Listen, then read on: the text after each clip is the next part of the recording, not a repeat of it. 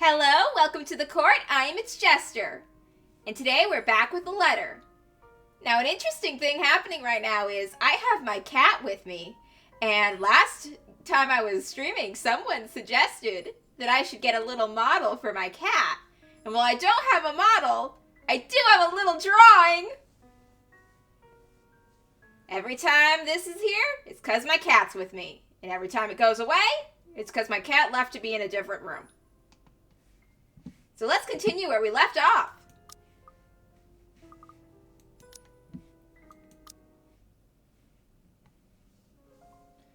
So Isabella and Rebecca just got in a big fight, and we sided with Isabella, and now Rebecca's mad, and Isabella's still upset, and guys, you really need to focus on teamwork because of the whole ghost thing. Yeah, there's a cat!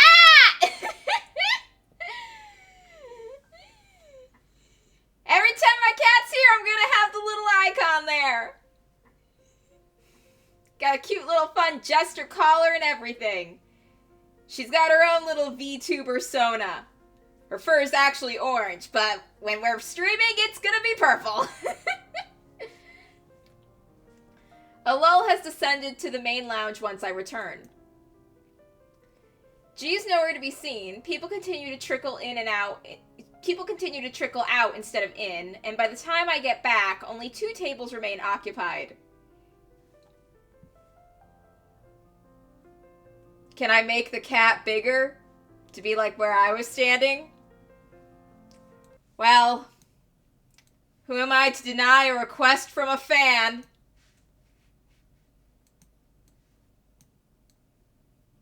Is that better? Do you like that better? Is that how I should just stream from now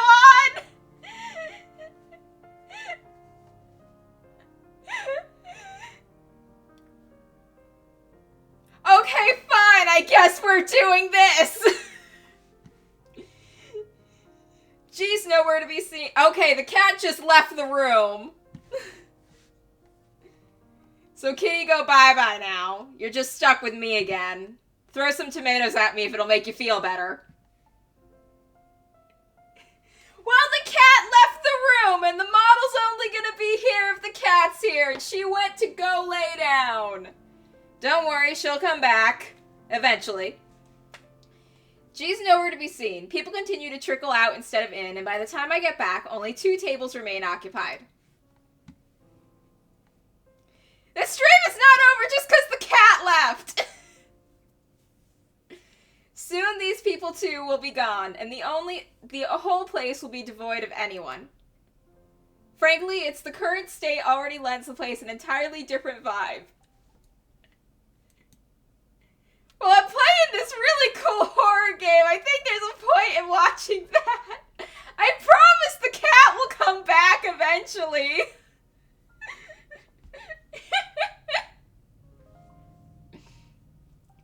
Along with the soothing strum of strings, the steady beat of drums playing overhead, there's a calming sense to this.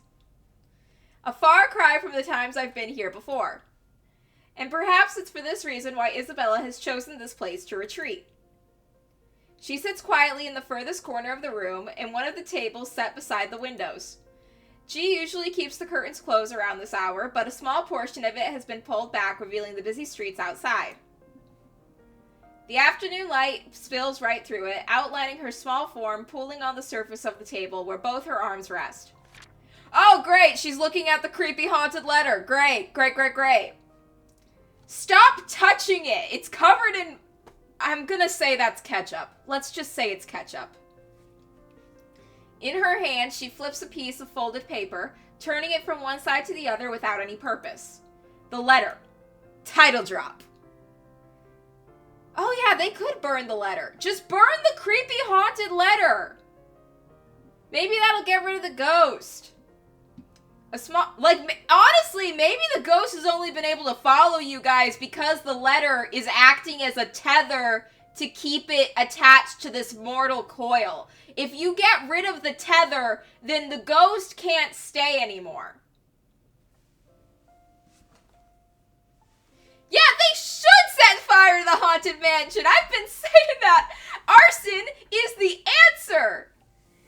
Arson is the answer. Or, yeah, gun would work too. You just have to bless the bullets. If you just soak the bullets in holy water first, that should be fine. A small frown creases her forehead while she stares at it, yet there's something oddly tranquil about the picture she has unknowingly painted. Something I can't bring myself to disturb, if only for a few seconds. It's one of those moments again. The rare ones. The ones where she's too still, too quiet, a complete opposite of her usual self. But it's these that often leave a mark. Not her cheery disposition or a lively attitude, but these short few seconds of wordless silence where the softest sighs and the slightest moments sing louder.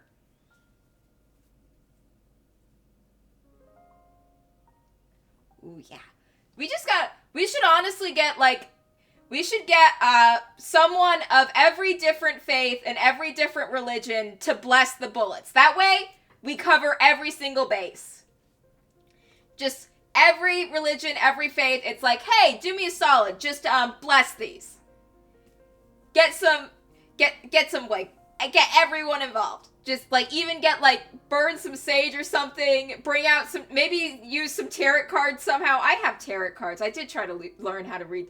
I tried to learn how to read tarot cards solely because I'm a fan of the Persona series and I liked the tarot card element. Oh, why am I yelling?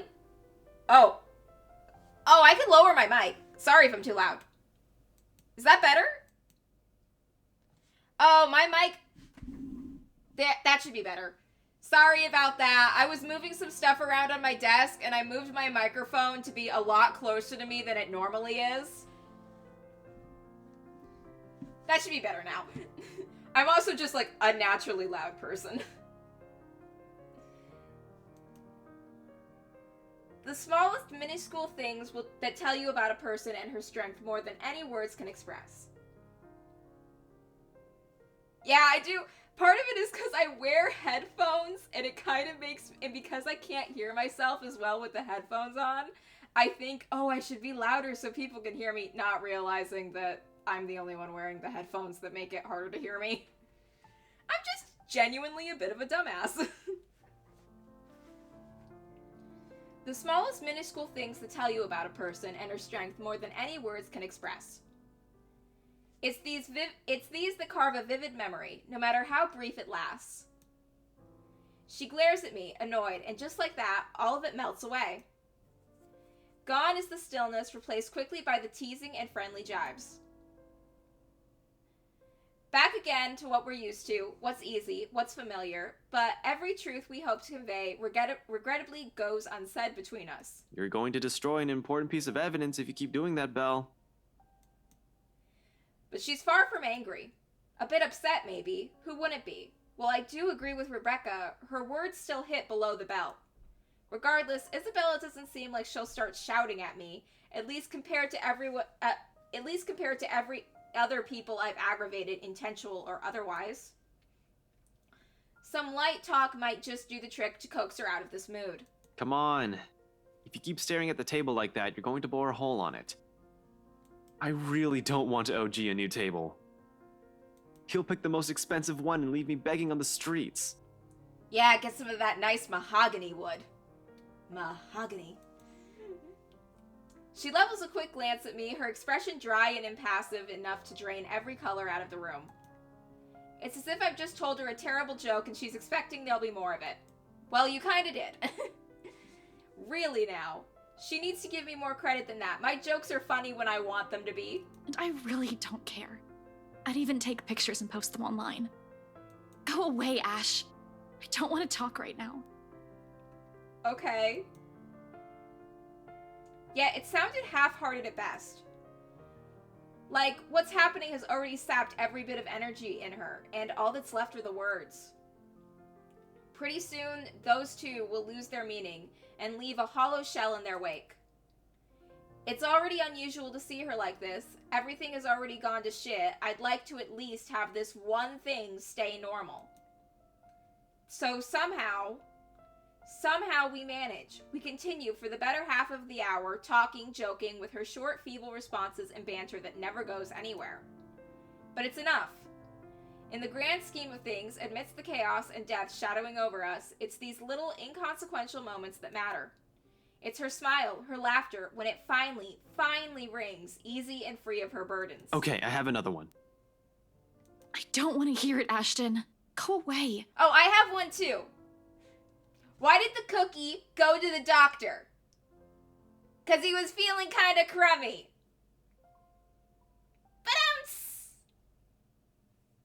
Well, I thought it was funny.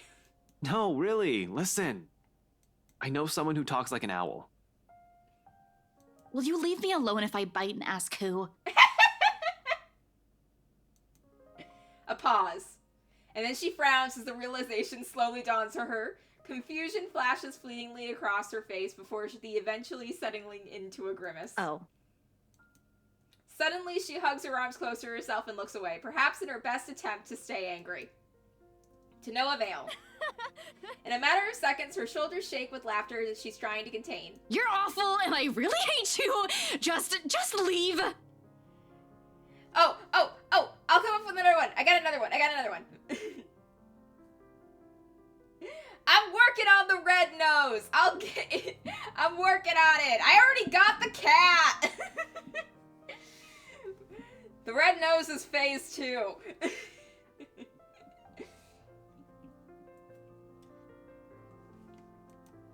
It's contagious, her mirth. Soon I'm joining her, briefly forgetting every problem that has piled up and continues to weigh down on us. Laughing without reservation or care until only a familiar warmth lingers once both our amusements ebbs away. Somehow with her, these things have always come easy. Feeling better? A little. You're still lame. Oh! Okay.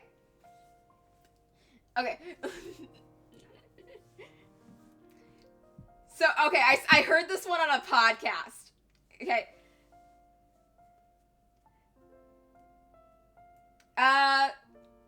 Knock knock. Okay, no one's saying who's there. I'll just say who's there. Who's there? Yodel. Yodel who? Yodel-a-hee-hoo! I saw that one. I heard that one on a podcast. I tried telling it to my mom, and after I told her that joke, she told me to go fuck myself. So that happened. But you're laughing right now. Only because your humor is terrible. I'm sorry! I'm sorry! I thought it was funny. I'm sorry! Don't do it. Please don't leave. I'll stop telling bad jokes. I promise. I'll leave it to Ashton from now on. Right. Keep telling yourself that. I know it's funny. And you know what? If you've kept frowning like that, your face might have cracked. That would have been really messy and ugly. If Glaris can kill with the one she sends my way, I'll probably be dead by now. Okay. No thank you. No thank you. Okay, so back to the game. Seeing it directed my way, it only takes a few quick seconds for me to realize how she might have also taken my statement.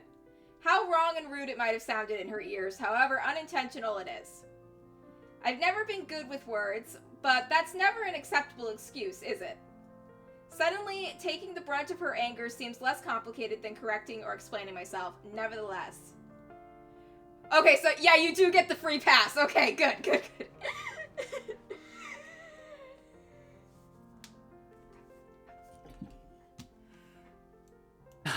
What? Crap. Damn it, that was so not what I meant. You really have a way with the ladies, Ashton. You really have a way with the ladies. I was just saying you look better when you're smiling. Tell her you love her. It can't get any more awkward. Just confess your love right now. You can't get more awkward than it already is. Her glare doesn't even wane. In fact, I think it intensified like a brewing storm. In the face of it, under the sharpness of her stare and her annoyance, I do what any person with a good sense of self-preservation does. Keep my mouth shut and shift my attention elsewhere. The go-to strategy for the socially awkward and anxious. The crowd outside looks very interesting today. Maybe I Thanks, should... Ash. Aw. She utters all of it in a voice too small, too quiet, and when I turn to her, only those words, her gratitude, resonate throughout the whole room. Not the soft clicking of silverware somewhere, nor the last strains of music falling into silence above us. Instead, it's the meaning behind her gaze, as she holds mine, that lingers. Steady, unflinching, and open in the same way she looked at me all those years ago, with bright eyes and an expression softening to a tender smile. Okay, I'm on board now. I ship it. They're cute. Isabella and Ashton are cute. Okay, new plan. Ashton gets with Isabella. Rebecca can have Marion. That's the plan. They liked talking about books together in the library. They'll be perfect for each other. Everyone's happy. Also, I ship Luke in prison. Oh no! No, none of them will die. It's fine. I've kept everyone alive this far. So, we're probably gonna do good. Ashton, please don't die on me. I didn't understand it then. How easy it is for her to wear her heart on her sleeve. How she never shies away from expressing herself, even among people she barely knows. How she can go through everything without losing herself. Now it's among the hundreds, the thousands that hang unspoken between us. Trivial, little things with worth still too big to put into words. Either because it's too early or because there's never really a proper time. For now, though, this'll do. Until the moment itself dwindles. Until reality pulls us back in, reminding us of the things we've set aside in its favor. Isabella, about what happened with Rebecca earlier. I should probably apologize to Becca. I know she only means well. And I said some really bad things. The corners of her mouth quirk up, almost as if she's too ashamed of the things she said. Don't worry, she can be pretty stubborn, but she'll listen. Especially to you. Oh no. Oh god, I'm thinking back to all the couples I've shipped and how many of them have died tragically. Oh no. Oh no, I've cursed them! I've cursed them! Oh no, it's... Okay, on the bright side, usually when a couple I ship dies tragically, they both go out together, so at least they'll be together in the afterlife. At least there's that. Together in death. Ashton won't die since plot armor, but... Isabella might die. I don't know, Isabella was the one we introed with in the first chapter. I feel like she's got, like, final girl vibes. Ashton is honestly the one I'm more worried about dying, since he's determined to go back to the creepy haunted mansion by himself. Like, I think Isabella could be okay. Ashton's the one I'm really worried about. You think? Because Zach won't be with us anymore. What do you mean? She won't stay angry for long. I can vouch for it. Okay, that was the wrong line of dialogue just there.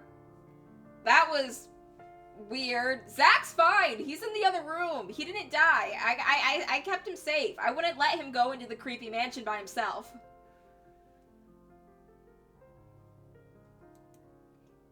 She has a point, though. Isabella freezes in an instant. The pleasant air around us dissipates. Isabella won't die. I'm gonna keep her alive. I'm sure of it. I'm positive. I'm slightly confident in my abilities to keep at least her alive. She shifts her attention back to her hands again, both clenched so tightly that her knuckles visibly pale. I know, Ash. I just thought we'd find something in there. That if I go back, we'll get the answers we need. Please don't go back to the haunted mansion. I found the letter there, so maybe, right? You also found the ghost there! It's not that I don't agree with her. Hell, I've been considering the same thing. It's the only lead we have, after all. But Rebecca also has a point. I will always agree with, no matter how desperate I am. It's not going to be a simple walk in the park. Who knows what we might find in there? If she comes with me, I won't be able to guarantee her safety. She'll be in even greater danger.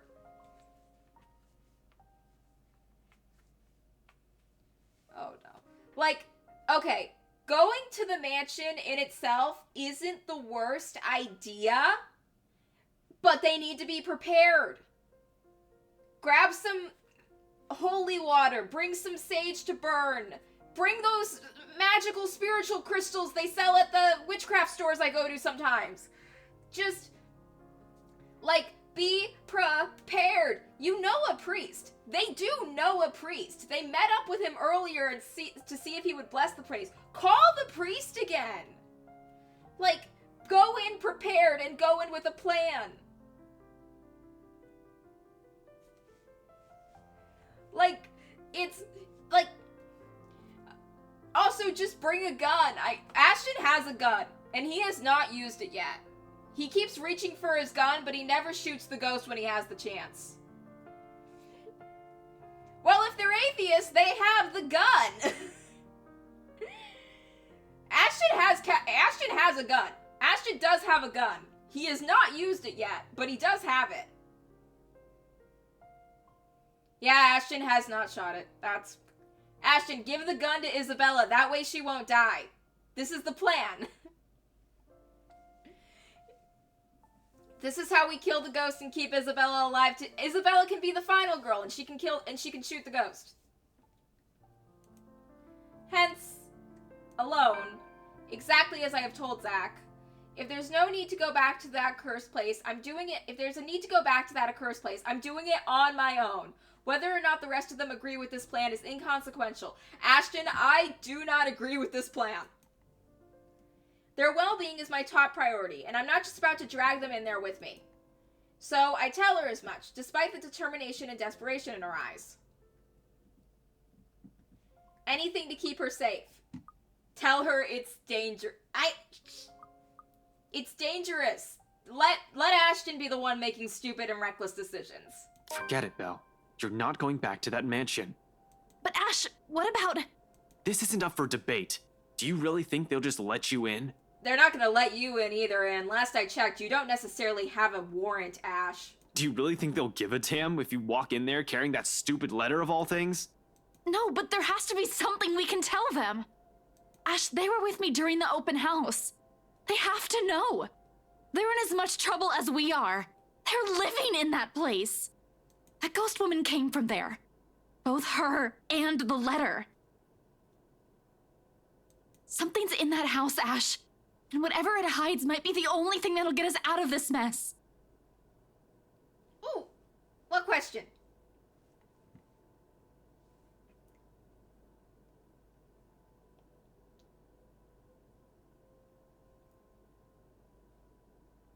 All right. Suppose you do find an answer there. What happens? Let's say that by some dumb luck, you got inside and found something. What if you see her again? What if she goes after you? What are you going to do? Yeah, we really do need a plan. Ashton, those are the same questions that could be applying to you. What are you going to do? It's not like we have any other choice. Besides, I'm pretty sure you've already thought of the same thing. Admit it. That doesn't mean I'm going to let you run straight into trouble. Ashton, I really do think that if you're gonna go into the Haunted Mansion, you should bring your friends with you for teamwork's sake. What you're planning to do is risky. For you. Give it up, Isabella. Unexpectedly, Isabella merely clams up. No resistance, no further argument, like I've come to expect from her. Uncharacteristic. Just a silence that stretches far too thin till the air in the whole room grows awkward and suffocating. A standstill that'll get us nowhere. Though, there's one thing that our talk has wonderfully succeeded in. It's making me feel like a total asshole and a hypocrite. What do you do when a person you're close with and has been a friend for years decides to leave the group trap and brutally end a long-lasting friendship that lasted years? Well, if there's a way that... Well, if you don't know why they decided to leave the group chat, going off the limited information I have, I think that something you might be able to do is try to contact them one-on-one outside of the group chat to talk about why they left. Because if they didn't give an explanation, maybe it's something they would be willing to talk to you about that they're not willing to talk about in front of the rest of the group. But if they don't want to talk to you and your attempts at reaching out to find a way to make things work again aren't happening, then it's really like, you gotta look... Oh, okay. I understand. I think you have to look at it as, have you done everything you could have done to try and make peace with the situation? Like, if you try to individually contact that person and ask, hey, what's going on? Oh. Okay.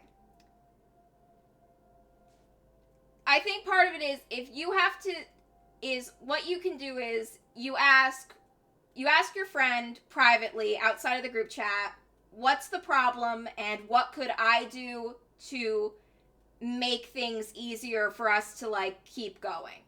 And, like, maybe it would be a friendship that continues with just the two of you outside of the rest of the group, or maybe it would just be, like, it can't be a group friendship thing, but it could be an individual friendship thing. But if you reach out and ask, oh,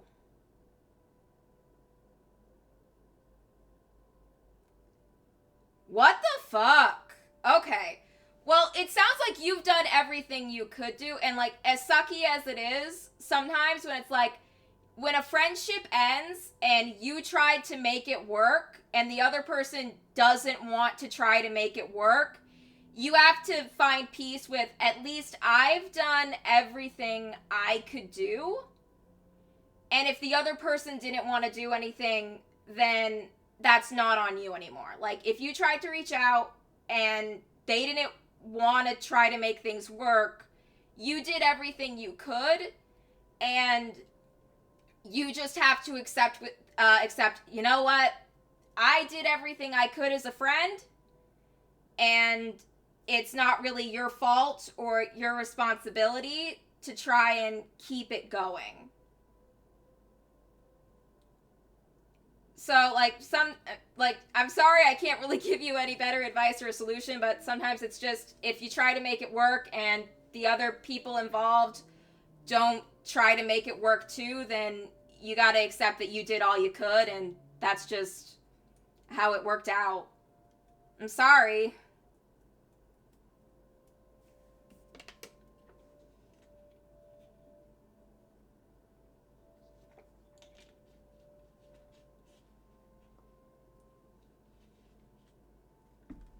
I don't really know how to segue from offering advice to going back to playing the game, so I'm just gonna go back to the game. Maybe that'll take your mind off of things. Distractions are great. Look, I'll even bring out the kitty for a second. Meow. Meow. Okay, that wasn't my cat. My cat's in another room, but I brought up that for a second.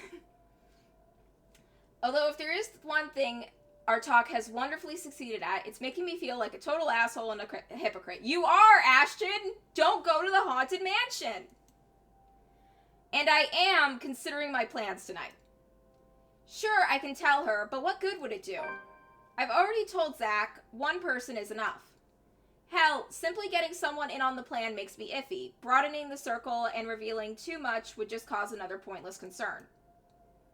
But someone has to be aware, at least of where I'm heading off into that case.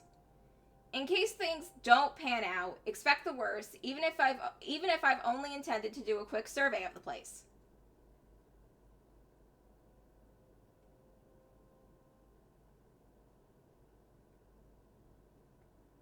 Yeah, sometimes as people grow up, they change, and you change in ways that you can still carry on and keep the relationship the same, and sometimes you change in ways that you gotta go your own paths. But it doesn't mean you still didn't have good times together, and you can still be happy about the times the happy times you shared, while accepting that parting ways have been for the best. Like, I've had friend groups that I had to stop hanging out with because people changed and things got unhealthy, and I still think positively of the good times we have, but then I remember the negative and I'm like, that's why it had to end. But eventually, like, the disappointment and the confusion kind of ebbs away, and you're just in a point where acceptance will come.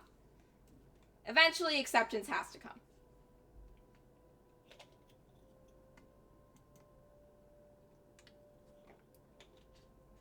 Isabella doesn't need to be burdened with the worry my entire scheme entails. I like to think that, yes, to some extent she understands, even if she does not entirely agree with me. The dilemma's clear in her. Otherwise, her scowl would have had a deeper set to it. Her lips wouldn't be pressed in a thin line. Her hand would no longer be balled into fists. She would have pushed that argument. She doesn't, and I know that she has no lack of things to say. Maybe it's because she has already heard the same thing from Rebecca. Maybe my words have made her come to her senses. Either way, it's best we simply leave it here for now. Or there's a chance that Isabella intends to go to the mansion anyway, and when you sneak in there, you're also going to come across her sneaking in there. I stand up as soon as the footsteps muffle from the next room. It's a cadence slow and hesitant. Shortly, Rebecca comes into view, clutching her hands firmly in front of her and sporting the same uncertainty in her face. She casts me a cursory look and then shifts to a nervous one to Isabella, who studies her with the almost hopeful gleam in her eyes. Their fights never did last long. Belle, can we talk? Alone? Her interruption could not have come sooner, and I'm all the more glad for it. Whatever kind of friendship I share with the two, this remains to be something that only the two of them, but something only for the two of them, much like my own with Zach. I'm the outsider. They don't need me here. It's all the reason I need. Muttering an excuse, I beat a hasty exit out one of the main lounge and leave them to mend things on their own, before Isabella can say what she's been mulling over. Before the last imploring glance she directs my way forces me to change my mind. It's another lasting image that as firmly etches itself in my memory, one that spurs the conscious among other things. I just hope I won't regret what I've chosen for myself tonight. Galway Shaw's Monday night crowd, although small and barely occupies a quarter of the whole pub, provides an ample enough cover for anyone who wishes to leave the place unnoticed. Ashton, you are sneaking away from your friends so you can break into a haunted mansion where you have absolutely no plan for what you're going to do inside. Look at your life. Look at your choices. Do you think you're making good ones right now? Just exactly what I need tonight, with the lively music and chatter slipping out, mostly unseen, becomes a piece of cake. Without much trouble, soon enough, I find myself standing outside under the chilly Luxbourne night.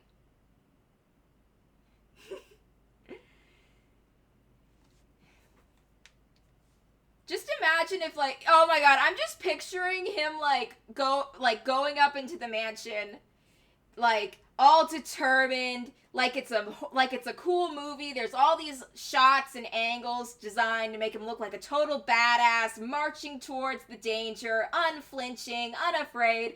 And then in the background, it's just Katy Perry's Last Friday Night blaring as the music soundtrack. A gust of wind picks up shortly after I step out, carrying the telltale smell of impending rain. I'll give about an hour or two before it starts. Oh, great, it's gonna be a dark and stormy night when you go to the mansion. Fan-frickin-tastic, Ashton. From the look of tonight, it'll be another downpour, maybe even stronger than the one we had this morning. Oh, where am I from? I'm from the United States.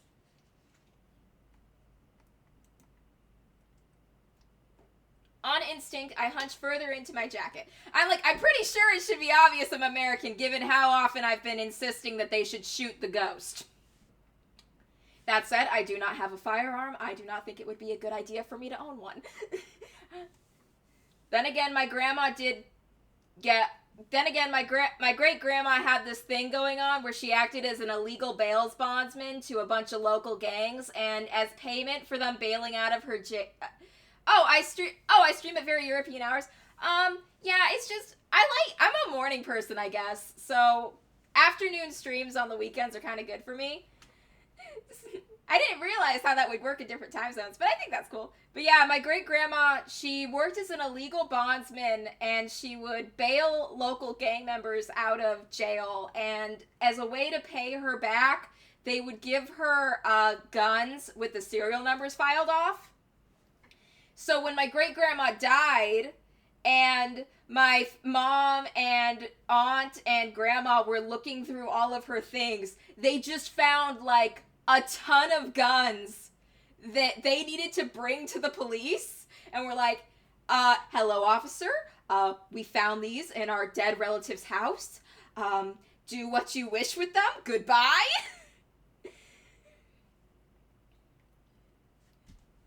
And then there was an incident where my aunt had her gun, and she broke it. They did not find drugs. It was mainly guns.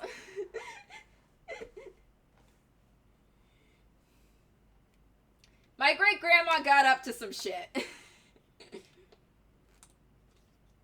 She was an intense woman.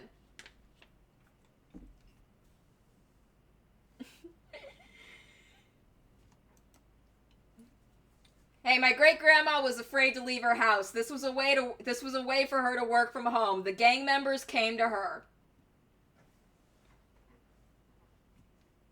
Hugging its thick material closer to my body while I weave my way through the lines of empty cars in the parking lot. And that I am a clown on Twitch. Yes!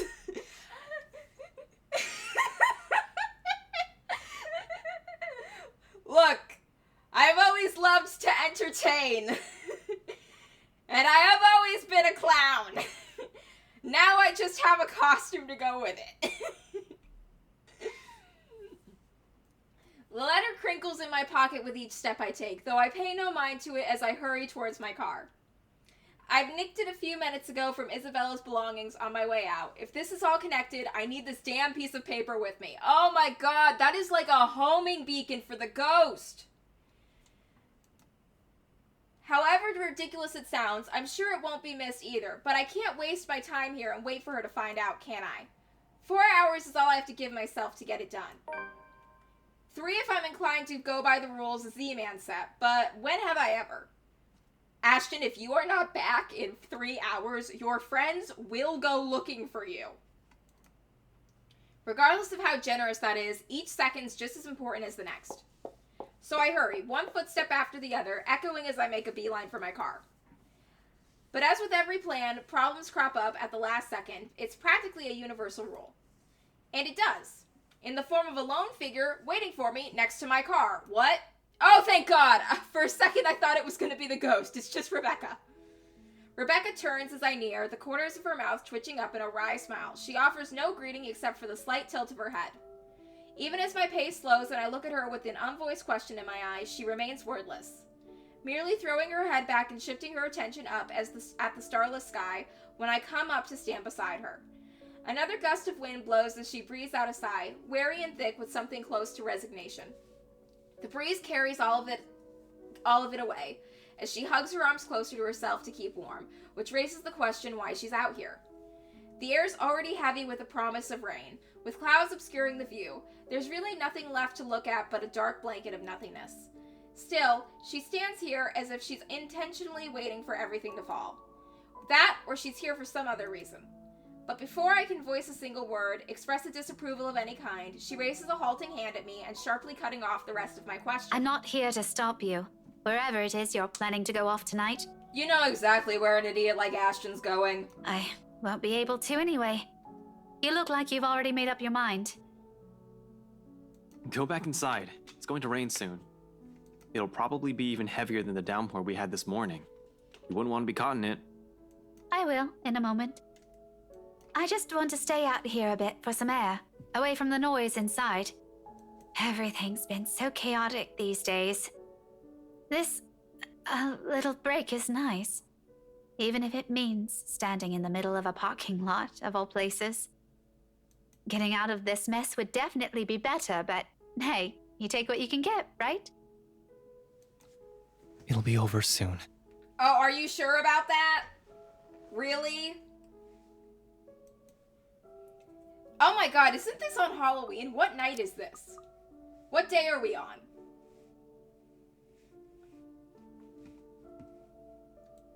What day are we on right now? Oh great, it's Halloween! So, on a dark and stormy night, on Halloween, you're going to the Haunted Mansion to deal with the ghost. This is so bad. Ashton, why? How do I know? Why am I so sure? When in truth, what I'm about to do is a last-ditch effort. If this fails, I don't have anything. If I don't find anything, we're back to square one. It's the last lead I have. After this, we have nothing else to go from. Regardless, it seems to amuse her, and her laughter soon sounds above the murmur of the distant traffic and the lights drafts sweeping around us. How I wish. I'll be content as long as she stops showing up in my mind whenever I close my eyes. I think that may take some time. The brain doesn't easily forget trauma. I can try. What are you even gonna say to a therapist? But, you know, it also did a lot to us. Tell me about it. The back of my head's still smarting from my fall last night. Not that kind. I'm talking about us. As people. Oh, I have a therapist. Yeah. But what would you do? Like, if you go to a therapist after a paranormal encounter, what do you say? Are they gonna believe you? Be like, hey, I saw a ghost. It fucked me up a bit. And they're probably just gonna be like, okay, let's figure that out. Like, I don't think therapists tend to believe the paranormal. They're more likely to be worried about you having a gas leak in your house. Probably. Or deep-seated trauma. Probably. I don't know. Maybe my therapist would believe me if I told her I saw a ghost. My therapist is cool. I hate to admit it, but this whole deal with the ghost, with the curse, it also brought out an ugly side to us. To all of us. Yeah, you were all kind of screaming at each other earlier. It was really bad. And it made me realize plenty of things. About myself. About us. Have you realized you're too good for Ashton? Well, like, Rebecca, you're best girl, so no matter who you end up with, you're always gonna have to settle at least a little bit. Rebecca trails off. Suddenly, a pensive expression spreads across her face. I've seen it countless times before. And every time I see it on her, it's usually followed by a memory, a silly story, or even something embarrassing I've said from childhood. Stop saying all of them are gonna die! They're not! I got this! I got this!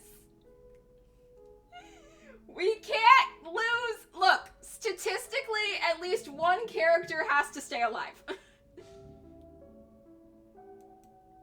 Unlike me, who would much rather forget, she remembers each of them so easily. Oh wait, I forgot. I missed something. Every time... Rebecca suddenly trails off, a pensive expression spread across her face. I've seen it countless times before, and every time I see it on her, it's usually followed by a memory, a silly story, or even something embarrassing I've said from childhood. Unlike me, who'd much rather forget, she remembers each of them so easily.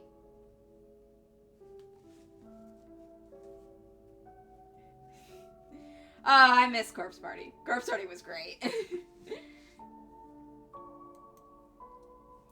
And after a short bout of silence when she smiles, I know that this was one of those times again. Do you remember that one time back in secondary? Which one? We did a lot of dumb things back then. Well, I did, but you get the point. Mandy. I thought you still don't like her.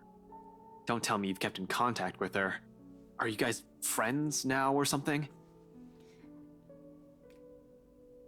I remember when I was in high school, I once told a boy I was still mad about him for stealing my ball on the playground back in 2nd grade, and he looked at me like, that is an absolutely insane thing to still be mad about at someone for. And I'm like, well, if you said sorry, it'd be fine. And then he didn't say sorry. I was being petty, and I was holding a grudge over something stupid, but okay, yeah, I was probably in the wrong for being mad about that long. But he was a dick, so it's fine. Oh no. We do see each other sometimes. On the way to work or when I go out for lunch, but it's nothing like that. We're not friends. Not in this lifetime. I don't think so. Did she steal your ball on the playground too? I don't think we'll ever get along, but if it wasn't for her, we wouldn't even be friends, yeah? You stood up for me that day. And from then on, things have changed. She makes it sound like I'm some sort of hero. Mandy was in the wrong, of course. I'll defend her. If no one else was going to stand up for her, who else will? Chances are it would have escalated, and who knows, maybe she would have stopped going to school or transferred. Any decent human being with an ounce of sense should know better. I acted because I know what I'm doing is what's right. It's as simple as that. Yet, she smiles as if it's worth more than that. A fondness that goes beyond nostalgia. I guess what I'm trying to get at is, this time, I don't want this to go unsaid. Is Rebecca gonna confess? You know, just in case something happens. Ash, I've always been in love with you.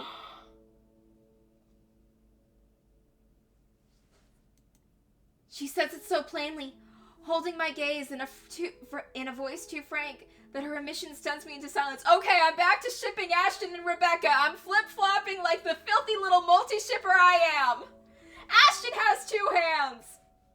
Like the wind had suddenly been knocked out of me in one fell swoop. No words will form, not even a single coherent thought as the meaning of her words bear down on me. Nevertheless, she continues, desperate to express everything she has kept to herself for all these years. This is what the fondness is. Why, for her, it weighs heavier than any feelings of nostalgia can carry. Since that time in secondary? That's a long time. Since I made that promise to never leave. Oh my god, is she gonna cry? Oh my god. Ashton, what are you gonna do? I've always truly loved you. Afterwards, there is relief. A weight suddenly being lifted from her shoulders after so long. She closes her eyes and lets out a breath. When she looks back at me, though, there's nothing but hope in them. Eyes that are searching for an answer. Ashton, what are you gonna do? Facing the sincerity behind her words, I find myself grasping, scrambling for words. Because as much as it pains me to admit it, I can't give her the same affections she's asking from me. Oh no! We might have spent so many years alongside each other. Hell, we practically grew up together. But that never automatically means I'll ever hold for her feelings that go beyond the boundaries of friendship. I do appreciate her presence in my life. I'm more than glad that she stuck with me even through the toughest moments, even when she finds me difficult or aggravating. However, it's really all there is to it. Oh, Ashton, you're gonna break her heart! Ashton! She's a close, important friend to me, but nothing more. Rebecca, I'm... Oh god. I draw in a breath, ragged, unsure. Uncertain how and which words to put together, so it will hurt her less, so the wounds they might leave won't be deep or scar. Dude, she's been in love with you since like elementary school. Like, it's... Oh, this is bad. I don't like being here for this. In the end, I can only utter an apology. Oh, fuck. I'm really sorry, Becca. I'm glad, I'm happy you feel that way, but I can't, Oh, no. I can't. There's already someone that I'm in love with. Oh, why can't you just date both of them, Ashton? Someone someone else. You have 2 hands! It takes all of my willpower to force myself to even look at her. For sure there will be her, and maybe she'll even be angry, and I won't hold it against her. And why can't it work like that? Don't worry, Rebecca. Don't worry. I'll marry Rebecca, okay? Okay, new solution. Rebecca will become a real-life woman, walk through the computer screen, and go on a date with me instead of Ashton. New plan. Totally realistic. Super grounded in reality. And sure enough, when our eyes meet again, her mouth is already settled in a tight line, and she assumes a rigid pose. There's a sharpness to her gaze, but behind it, the pain is undeniable, searing, something that she tries to hide by hastily looking away and stepping back. Oh my god. Becca, I know this. It's all right, Ashton. You don't have to explain anything. Uh-huh. Yeah, but you should. I should. Oh god, in a way it'd be easier if she was upset, but she's just accepting and understanding, and that makes it harder. I told you, no need. It's not like I didn't have an idea or anything. When you think about it, it's really quite obvious. The way you've always looked at her said everything. Anyway, let's just end this conversation here, all right? I don't think it would do us both any good. This is going to get really awkward if we keep at it. Okay, new plan. We gotta deal with the ghost shenanigans, and once we have the ghost taken care of, we can all focus our conversations on the haunting instead of this awkward mess. When all has been said and done, at least I told you, right? Maybe I can finally let this whole thing go. Who knows? Oh, Thanks God. for hearing me out, though. I won't keep you long. I know you have things to do. Just promise me you won't do anything dumb, all right? Oh, he's super gonna do something dumb. He's gonna do something so freaking dumb. You have no idea. No idea how dumb it's gonna get. Halloween, dark stormy night, haunted mansion, poor decisions. She doesn't wait for an answer. Instead, she flashes me one last strained smile before walking back. The only thing I can do is watch her retreating form. In that one moment, one conversation, something also breaks between us. Something irreparable. A different kind of regret. Haunting me amidst the silence of my car as I drive off and leave it all behind. Oh! Kitty's back! Come here, kitty kitty. Come here.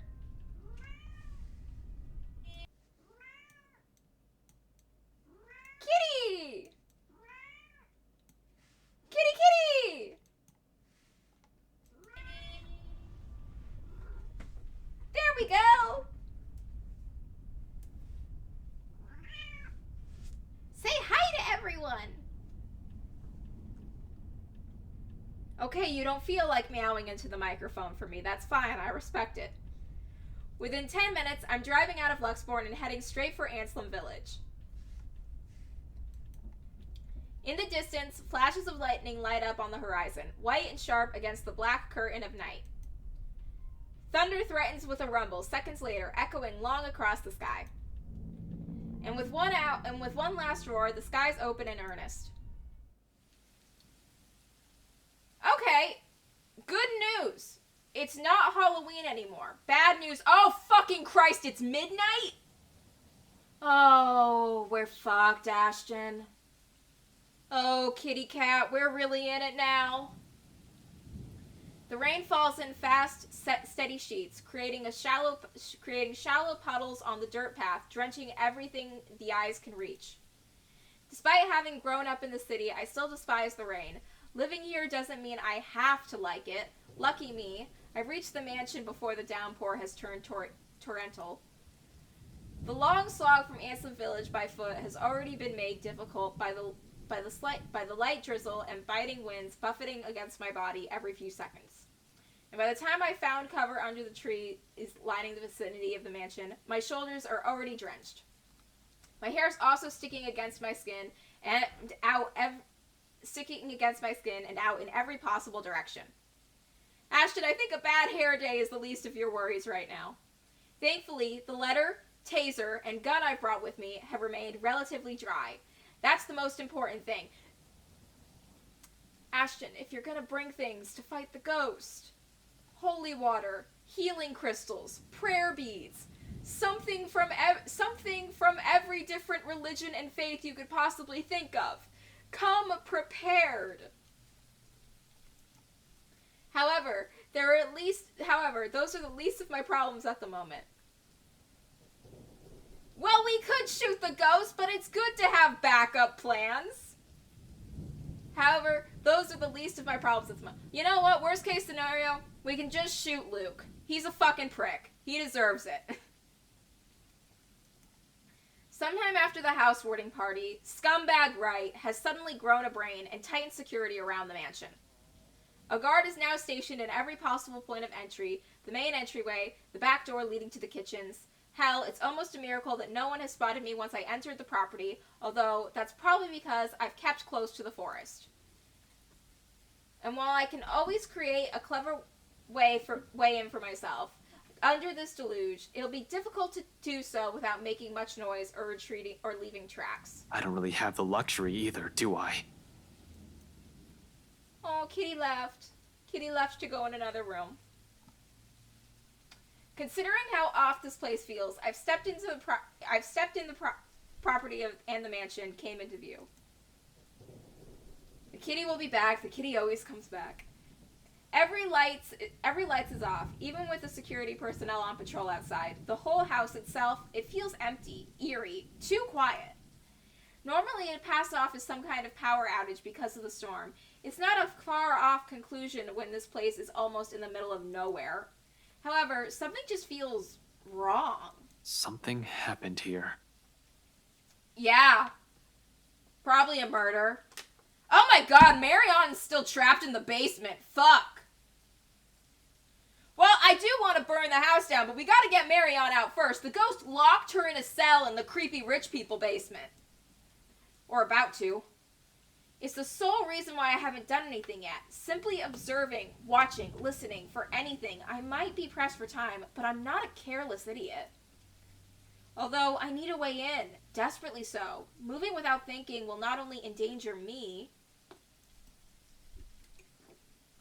With so many unknown variables of what we're dealing with, I have to act on the assumption that someone is always in danger, especially in this place. I can't act impetuously. I said that word right, I think. As much as I hate Wright, I'm not about to cause his death because of one thoughtless action. Well, I mean, you could. If there's a place he deserves to be at, it's in a prison, not a morgue. So when a hoarse, painful sob suddenly rings out above the loud pitter-patter of rain, only then do I stir. A woman. Perhaps a servant? Or worse, Hannah Wright. It's coming from the forest. Just right up ahead, in fact. Not too far from the house. Regardless, I give the place a quick, wary glance before following the noise. Oh, you came back, kitty. Scoop. Okay. Oh, God. I am so scared I'm going to get Ashton killed right now. Carefully keeping to the shadows, one cautious step after the other. Louder and louder it goes as I hear, until abruptly turns into a loud, desperate, anguished cry. I break into a run. One nervous hand ready on the gun holstered at my hip, the other raised for balance as I scurry across the dense understory. Dead leaves crunch under my shoes, but I pay it no mind. There's only one voice, the woman, and nothing. Abruptly, it all stops, and I am met with a sudden hush. Blank. Empty. Almost deafening in its stillness, even with my labored breathing and the pounding of heartbeats against my ear behind me. Another branch breaks and... Help me. Hannah? Dread surges within me while I spin around and take a hard step back, ignoring the chilly pinpricks crawling at the back of my neck. But before I can even meet her eyes, the world unexpectedly pitches sideways. Tilting. and tilting till the ground beneath me finally crumbles. My hands fight for purchase, only to meet air, and by then it's too late. My foot slips further and the rest of my body follows. Oh, fuck, Ashton! Dark spots blur at the edges of my vision. Black tendrils twist and coil around my limbs. Soft footfalls echo from the far distance, scurrying, scampering, moving in an odd rhythm with the sharp, piercing notes of her laughter. But more than that, there are voices, lacing venom inside every crevice in my head. Murmurs that jeer, scoff, and deride. Over. It's because you didn't listen. And over. It's all your fault. And over again. Why won't you believe me? A reminder of what I failed to do and who I failed. What I'm trying to desperately fix. A scream threatens to burst, but my throat closes off, ever so slowly, as chill seeps into every nerve in my body, washing away every sensation in me, apart from one. There's only fear. Once again, her laughter echoes, a sound both bitter and unforgiving. It's the last thing I hear before she reaches for me. The ground trembles. The world slows to a stop. Oh, what the fuck? It's the creepy rich people basement! Oh, we're back here again. Yes, kitty. I know it's bad. Half darkness greets me when my eyes finally snap open and the soft patter of dripping water somewhere spurring my consciousness further. For a few short moments, I remain still, blinking away the dizziness, allowing my vision to adjust to the lack of light and my breathing to even out first, before pushing myself up on one arm and attempting to stand. Turning alone is a struggle on its own. An inch of movement sends a stab of sharp pain right up my arms and my back, giving me another pause. Shit. I hope I didn't break anything. Fuck. Why is the ghost keeping people prisoner? There doesn't seem to be any injury or major fracture, although the whole of my back does feel sore and raw. Probably from when I've skidded down prior to landing myself here. A comforting thought, though. The second attempt comes easier than later, although no less painful. And by the time I'm back on my feet, the exertion has left me gasping in short, shallow breaths, leaning heavily on the wall nearest to me. Behind me, a light draft blows in from where I've fallen, coming in short, sharp bursts into what's apparently an underground tunnel and brings in fresh, earthy smell of rain from the topside. Creepy, rich people basement. There's always a creepy, rich people basement. Regardless, it fails to mask the old, musty scent of the place. A mixture of mold, mildew, dust, and grease, and something distinctly foul. Oh my god, it's bad. Like death. Okay, yeah, sure. More worrisome than the putrid, festering smell, however, are the cells that line both sides of the tunnel. Under the dim light, I can barely make out what's inside of them, but I already have a few ideas.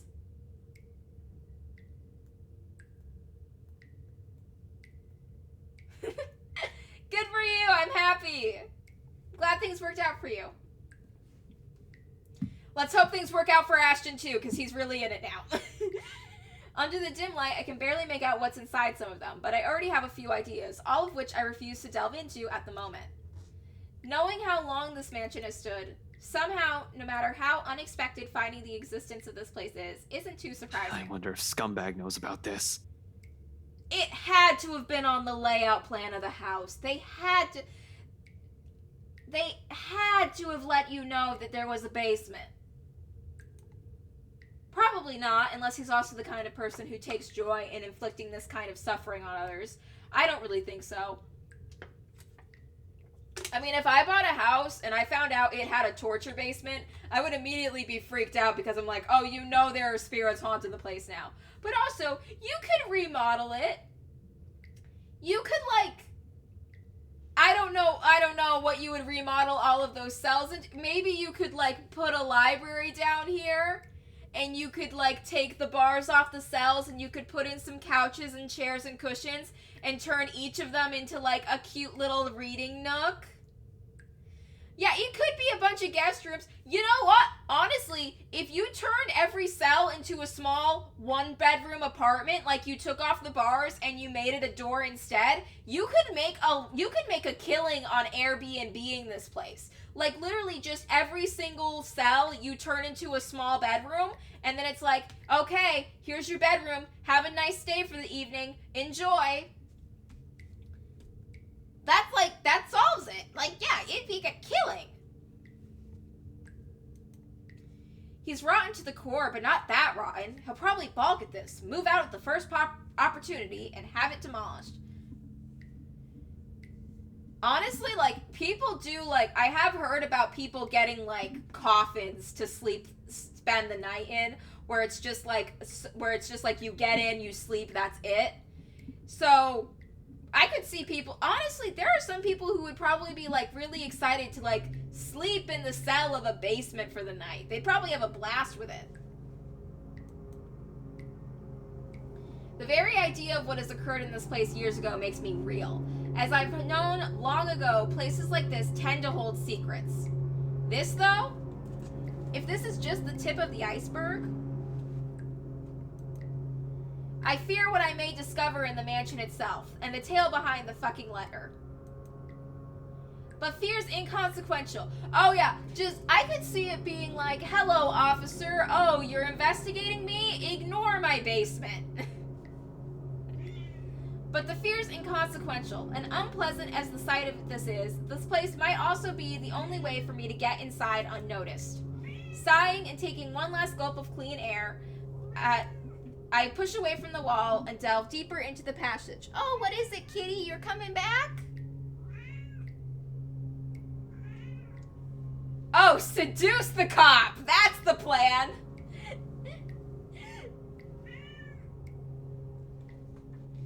Just be like, well, I guess be gay, do crime, and then just go to the torture cellar. We'd only put bad people in the torture cellar. Like people who mistreat animals. Sighing and taking in one last gulp of clean air, I push away from the wall and delve deeper into the passage. Let's just hope it'll be smooth sailing from here on. You want up, kitty? I'll pick you up. My cat is so indecisive. One minute she wants to sit on my lap, the next she wants to go lay down in the other room, and then she comes back. What, are you not entertained by your scratching post? All those little mouse toys I got you not good enough? I like just calling him Kitty while I'm on stream. Just go by Kitty, your stage name. Oh great, the dog's barking. Okay, I'm sure that's fine. Oh, the dog's barking because someone's mowing the lawn. That explains it. They'll calm down in a minute. Let's just hope it'll be smooth sailing from here on. Ashton, it's definitely not Yep, dog's upset about the lawnmower.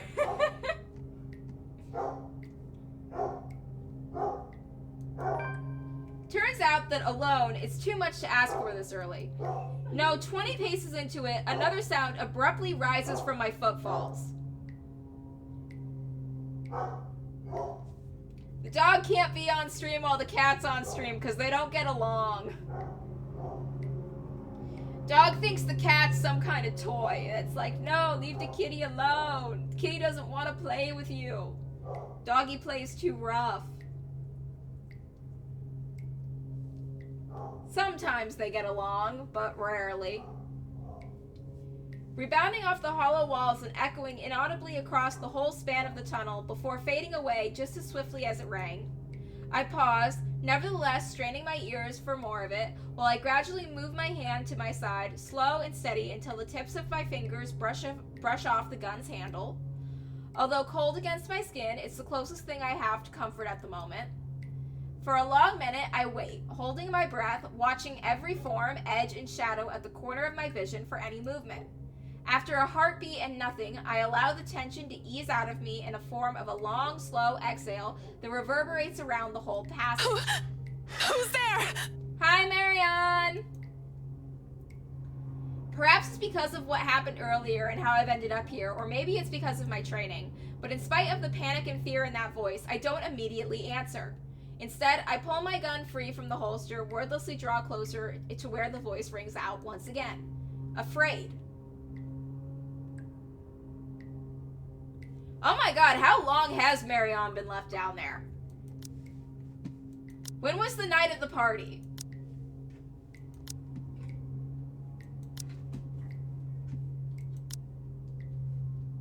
Bella went to his house.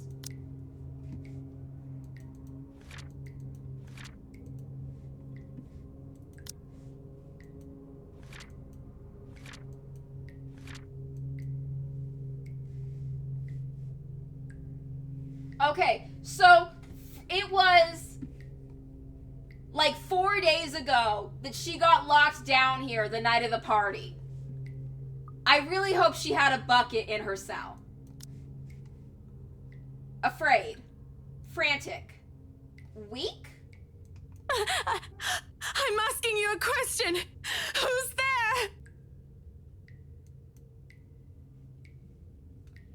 It's only after I've released the safety that the safety do I answer, while continuing my approach in a careful, steady pace. I think I should be the one asking you that. Who are you? Show yourself! Ashton, don't be a prick. I can't. I'm stuck in here. Well, a ghost will definitely not be saying that, or have a conversation like this, or be stuck anywhere. As if to prove her point, she extends a hand from one of the cells ahead and waves. Then she pulls back, gripping the iron bars and rattling it slightly. I can't get out. Can you help? In 5 quick steps, I'm standing in front of the cell, and sure enough, a woman's inside. Slumped on the floor, holding the bars with shaking hands, clinging to it as if it's only the thing to keep her upright. And not just any woman. You? McLaughlin? The same one I met at G's 5 days ago, smashed drunk and babbling her frustrations about her employer. Holmes? No, not McLaughlin. McLovin. McLovin. McCollow. I like McLovin better. Marion McColloway, famous interior designer extraordinaire.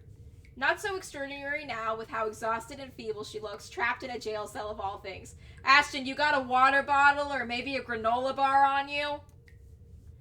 Her breathing's shallow and there's a paleness to her complexion. Sunken eyes, cracked lips, dry skin, all signs pointing to starvation and dehydration. What? How long have you been stuck in here? Like 4 days. 3 days? 4? I don't know. I have no idea anymore. Yeah, Marianne hasn't had a great time. I just fell in and that woman... Whatever. Can you get me out of here? Please. In a moment. But here, go feed yourself first before you fall over. Oh, thank God. Woo! An energy bar. Chocolate cereal. Oh, that actually does look pretty good. I fish out an energy bar from my pocket and hand it to her. She was lucky I always have one on my person. Yeah, I always keep an emergency fruit roll-up in my purse.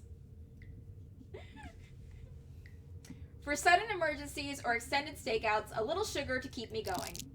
Like any starving person, she wastes no time making a grab for it, unwrapping it straight away, and taking whole mouthfuls of it. Relief washes over her face on the first bite alone, although she's going to need more than that if what she said is true. But for a moment, it's enough to keep her alive. Good thing she seems to have a sense to prioritize survival over comfort if the puddle on the corner of her cell indicates anything. Oh, so she didn't have a bucket. That sucks. Without water, the human body can only survive 3 days. No food, and I'll give it an average of 3 weeks. Though even then, it won't be a pretty experience. Granted, some have survived longer than that. She's still fortunate I found her when I did. Now, to get her out. My bobby pins won't be of any use here, not like I need it. Unlike the ones we have at the precinct, a simple barrel hinge holds the gates of this cell together. Okay, shoot the lock! Even without any special tools, I'll be able to lift it and free her. Okay, or you could do that. if you want to be all anticlimactic about it. However, with how heavy it seems, I'll need a lever of some sort to help. What are you looking for? Some wood, a 2x4, I guess, a plank or a pipe, anything I can use as a lever. Wait here. The hallway yields nothing but dust, dirt, and a few rusted chains scattered about. While I may find something in one of those open cells, I'm reluctant to check or even step in. We can't have another person trapped in here, however McCalloway ended up. Well, there's no... My head steps back to her. McCalloway extricates a wooden board from under the mess of hay and twine near her. Without prompting, she slips it through what little space there is in between the bars. It's short, and it appears thick and sturdy enough to have my intended purpose upon closer inspection. Good enough. I hope. I get to work at once, anchoring the other end of the plank at the base of the door and applying ample force on the other end. It takes a bit of effort, no kidding about the heavy part. Still, a grunt, a gasp, a creak. In a matter of minutes, with a little help from her, and the other side of the door eventually lifts off its hinges. It falls on the ground with a loud, ugly, metallic thud, but the sound of it puts elation on McCallow's face. Whoa, we got her out! Yay! We are doing amazing on this whole thing. She doesn't even ask for help. As soon as she can, she hastily crawls out of the prison she accidentally found herself in. More than happy to get out of here, despite lacking the strength of standing firmly at her feet. Thank you. Thank you so much. After the second day, I was so sure I was going to die in there. If you didn't show up, today, I don't even want to think about it. How did you even end up here? For a second, she appears hesitant, looking away and fumbling awkwardly with her fingers. I was looking for something. Just tell him about the ghost. Someone. Contemplative expression flickers in her eyes, something that's close to wistful, like when a person remembers a memory she's fond of. It doesn't last too long, but it still leaves me the impression that I've suddenly walked into something private. Something deeply personal for her I'd rather not ask. So this whole tunnel, at the end of it, it leads right inside the mansion? The wine cellar. Right into the kitchen, then. There's a door of some sorts. I don't know. I think I pulled or pressed something somewhere. I was in a hurry. And I'm not sure if it'll open from this side. Hell, this place wasn't even in the floor plans. What do you mean? Well, I don't know what architect was gonna put this in the floor pan. Does that really matter now? We have to get out of here. People died in this place. Kids! Oh God! Kids! I could have shown you, but that thing won't turn back on anymore. It's like it only waited for me to see it before shutting down or something. How long has that thing even been in there? But those poor kids. All because of that thing. Wait, hold on. What are you talking about right now? Oh, the cursed videotape. The bloody letter! Ever since I've read that thing, since that day at the open house, she won't leave me. But it should be fine now, right? I broke it. I broke all of it. She shouldn't be able to do anything now. Breaking the mirror didn't make her go away. Mikala, one at a time. It's all that fucking paper's fault! Oh God. Oh God. Dear Lord in St. Adelaide, bless those poor souls. We're not safe here. We need to leave. If we stay here any longer... Mikalo! Abruptly, she stops and looks back at me with wild panic-stricken eyes. I've seen enough of it many times these past few days, from my own friends even. To know she has seen these things, the kind that'll easily make any person go mad, and perhaps we slowly are. The longer this takes, the faster our descent into it becomes. I can't even tell which one's worse, death or this. I think she's Scottish. She did mention in her chapter. She did mention moving. Seems like no matter what we end up with, there'll be something horrible waiting for us. I need to hurry. Listen, I need to get inside this place, and you're more familiar with its layout. If you can help me.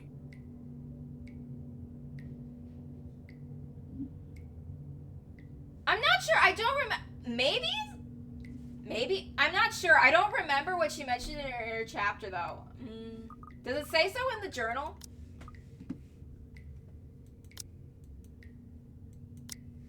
profiles. Marion. She's Irish. Yeah. Marion is Irish. Says so. Who was it that was it Rebecca that was Scottish? Yeah, Rebecca's Scottish. And Marion is Irish.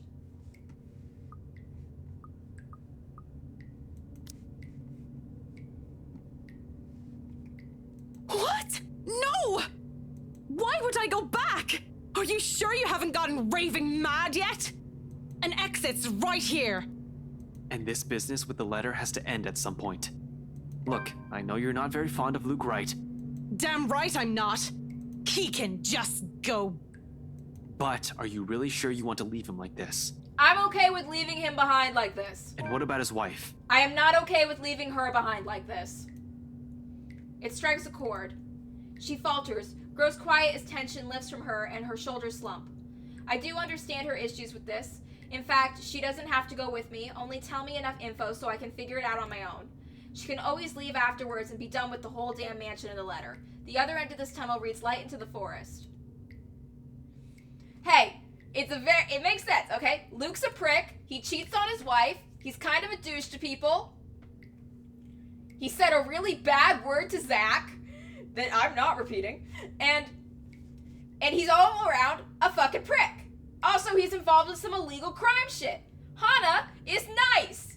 She's a nice person who deserves better than... I'm not saying the word.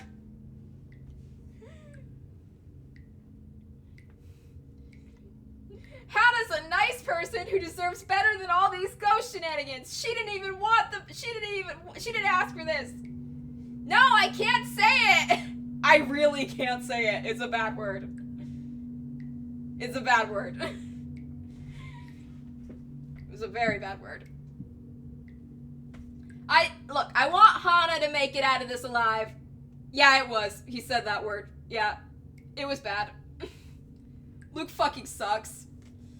Luke can die to the ghost. Luke can die to the ghost for all I care. I want all the other characters to make it out alive, but Luke can go fuck himself. Like, maybe he could go to therapy and learn how to be a better person.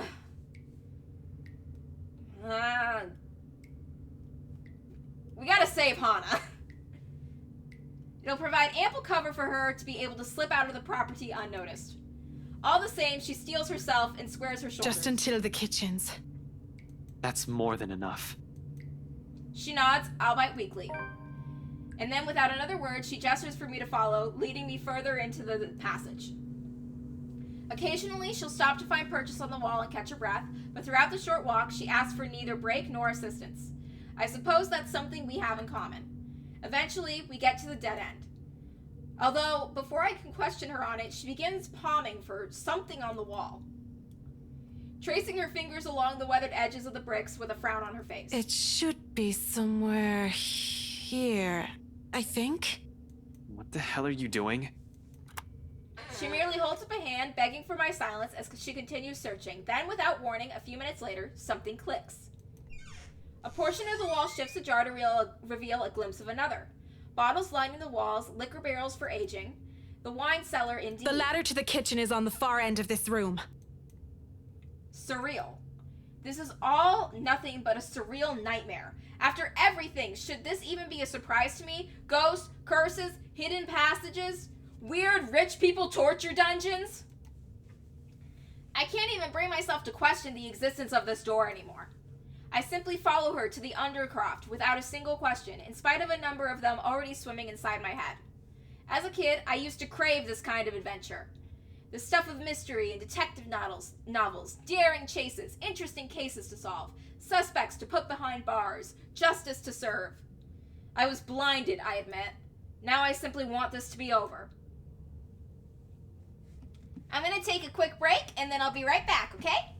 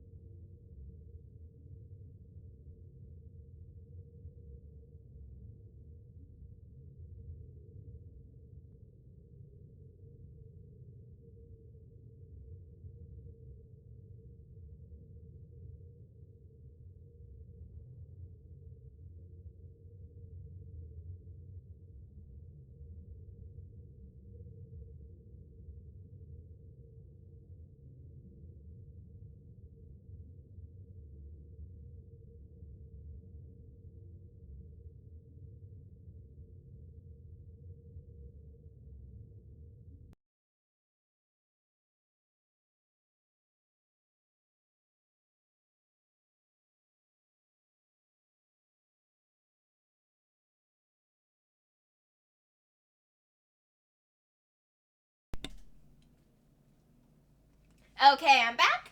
I refilled my water bottle. I had a quick snack, and by a quick snack, I mean I ate a couple of cherries directly out of the jar like a heathen.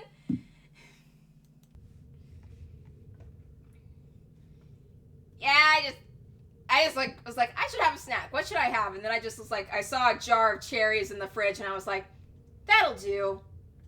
That'll do. I know I can take my time, but I get excited. I want to come back and play the game.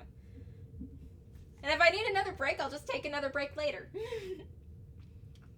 We leave the door open in case there's a need for a quick exit, especially after she mentions that it's only by chance that she was able to open the door last time. We can't waste time finding the switch again on the occasion that something goes horribly wrong. There's bound to be, with me feeling this high-strung intense. I'm not even sure why I thought it'd be a good idea to enlist McCalloway's help. Because you're alone! You're by yourself. You want to know how the Scooby-Doo gang was so successful in their career? Teamwork. They always work together as a team. And you have sent all your allies to sit at a bar while you do this solo. I bet if you guys had a dog with you, everything would be fine. Although she has been quite helpful so far, so I can't shake off the horrible feeling something's going to happen to her if she stays with me.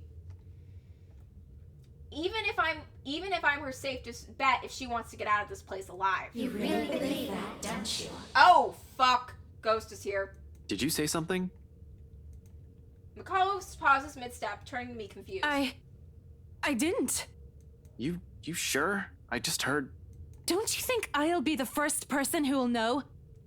Look, the ladder leading to the kitchen's up ahead. You might want to hurry. I just want to be done with this place. See? You dragged another one. Oh, god damn it. This time I'm sure. There's really a voice. Well, voices. Despite the look of protest McCullough shoots me, I find myself stopping and looking for it, searching the immediate surrounding for a familiar form of the woman. What are you gonna do when you find her, bro? What's the plan there? I don't even have to venture too far from where I'm standing. Just an arm's length away from me, the mirror shards litter on the floor. And right on the biggest fragment, they speak. Oh, Fran-frickin-tastic. All singing the same mocking tune against my ears, letting it echo throughout the small undercroft. Murmurs and laughters, jeering, scoffing, deriding, lacing venom into each crevice of my head. Taunting me. You dragged another person into this, Ashton. Into another one of your silly little problems. All because you can't fix them on your own. You know, the ghost doesn't have to be so mean about this. You really haven't changed, have you?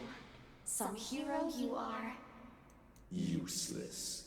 Pathetic. You're wrong. Why are you arguing with the ghost? My mistake lies in the first instance I've answered. The very second denial slipped past my mouth, their words have also seeped into my heart, allowing it to prod at and rouse my temper. Despite knowing that they are merely doing this to goad me, each word, each syllable trickle into me, spurring guilt I've long buried. Are we? Or is that simply what you've been telling yourself all this time? Something to make yourself feel better, perhaps? You're the one who took that letter off Isabella's hand that day. You're the one who opened it. How does it feel, I wonder, to know you're responsible for all of this? What do you think I'm doing? Why do you think I'm still trying to fix this? Oh, but you can't. It's already too late, and you know that. You know all of this is futile. Big talk from a couple of shards of glass on the floor. Just face it, Ashton Frey. You're a failure, and they are the ones who have to pay for it. A badge and a gun, and you still can't protect your own friends. Can't even solve a case for an old man. Can't even bring Luke right to justice. Can't even keep his own family together. No wonder they left you. Before you do the same thing to them. Mom and Dad are better off without little old you, aren't they? It's a good thing they had the sense. Ashton's parents sucking is not his fault. Pitiful, isn't it? Some detective you are. Some friend you are. Some son you are. You might as well just throw that rank away.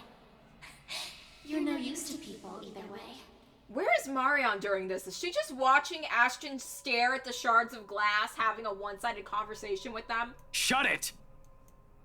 I hate this. I hate that this monster can easily get through to me. Every weakness, every insecurity, it knows. To hear it said in my friend's voice, even more so. But what I hate above all is... You know it's true, though. All of it. It's why all you can do is tell us to shut up. You don't want to hear a single word, because you're already aware of it. You can't even admit it to yourself. Who's the coward now? But no matter how hard you try, you're not gonna be able to save anyone. Shut it! Not a single word anymore! In the end, your own incompetence will eventually lead to the deaths of everyone you care about. It laughs, sharp and piercing.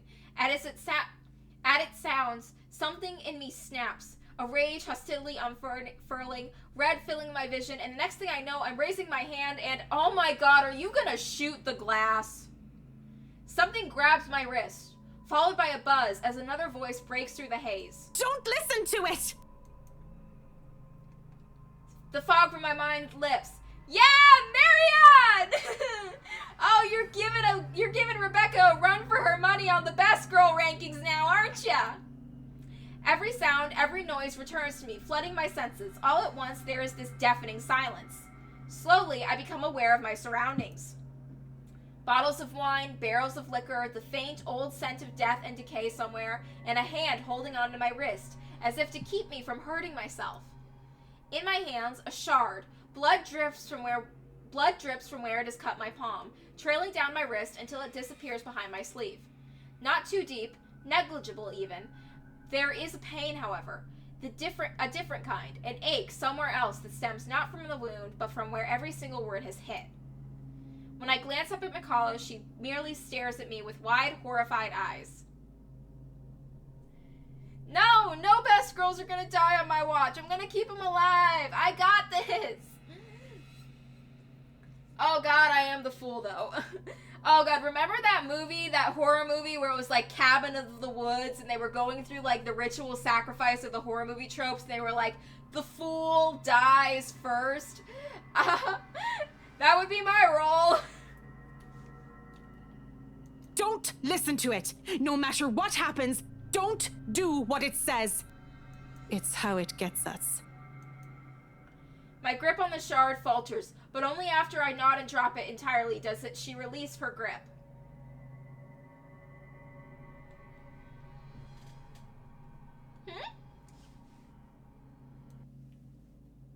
I do not know.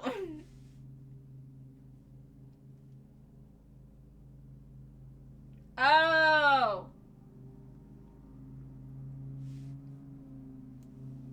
I don't know. I didn't make it.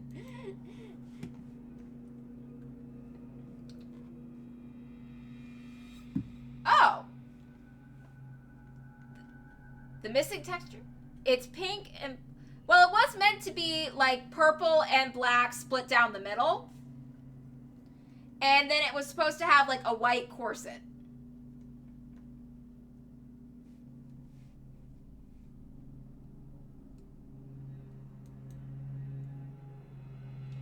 Afterwards, she simply steps back and looks away. Hugging her arms closer to herself, she breathes a sigh, heavy.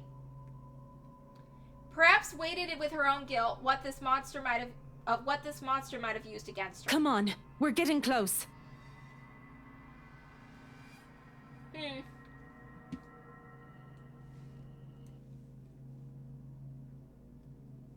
Oh, well, I got a new model coming in soon. I like this model, but I'm switching from a 3D model to a 2D model.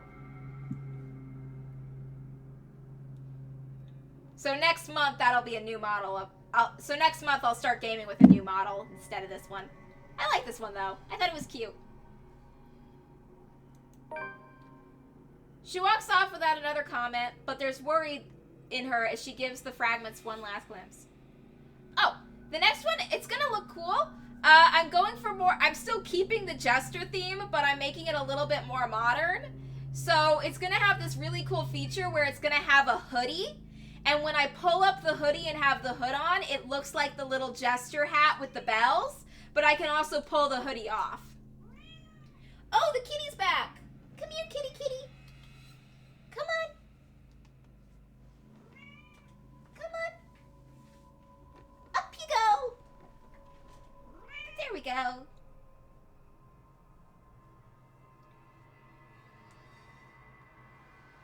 Yeah, see? Look at how adored you are, kitty cat.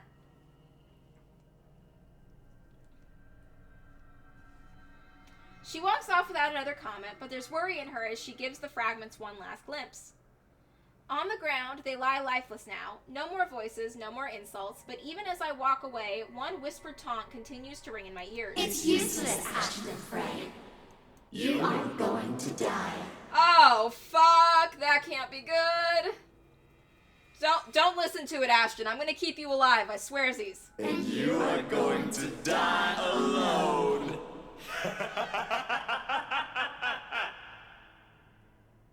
Okay. A fear.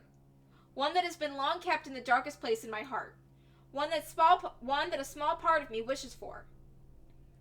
It's fine, we're doing great. The trapdoor swings open without much fuss. It isn't even locked, probably left open for when Wright asks for some midnight snack.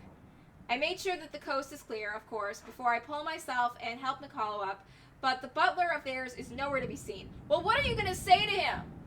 Like, imagine you're the butler for a mansion and you see two people come out of your basement, and they're not supposed to be in there. He's probably sleeping, attending to his master, or doing some extra late-night work before turning in for the night. Meanwhile, Wright won't touch anything to do with the menial chores, not even with a 10-foot pole. It's next to impossible for him to linger here. No servants, no anyone. And just as easy as that, we're in. Gently, I close the hatch. If things go well, the same path will be our way out. If our luck doesn't hold, that's not an option now, is it?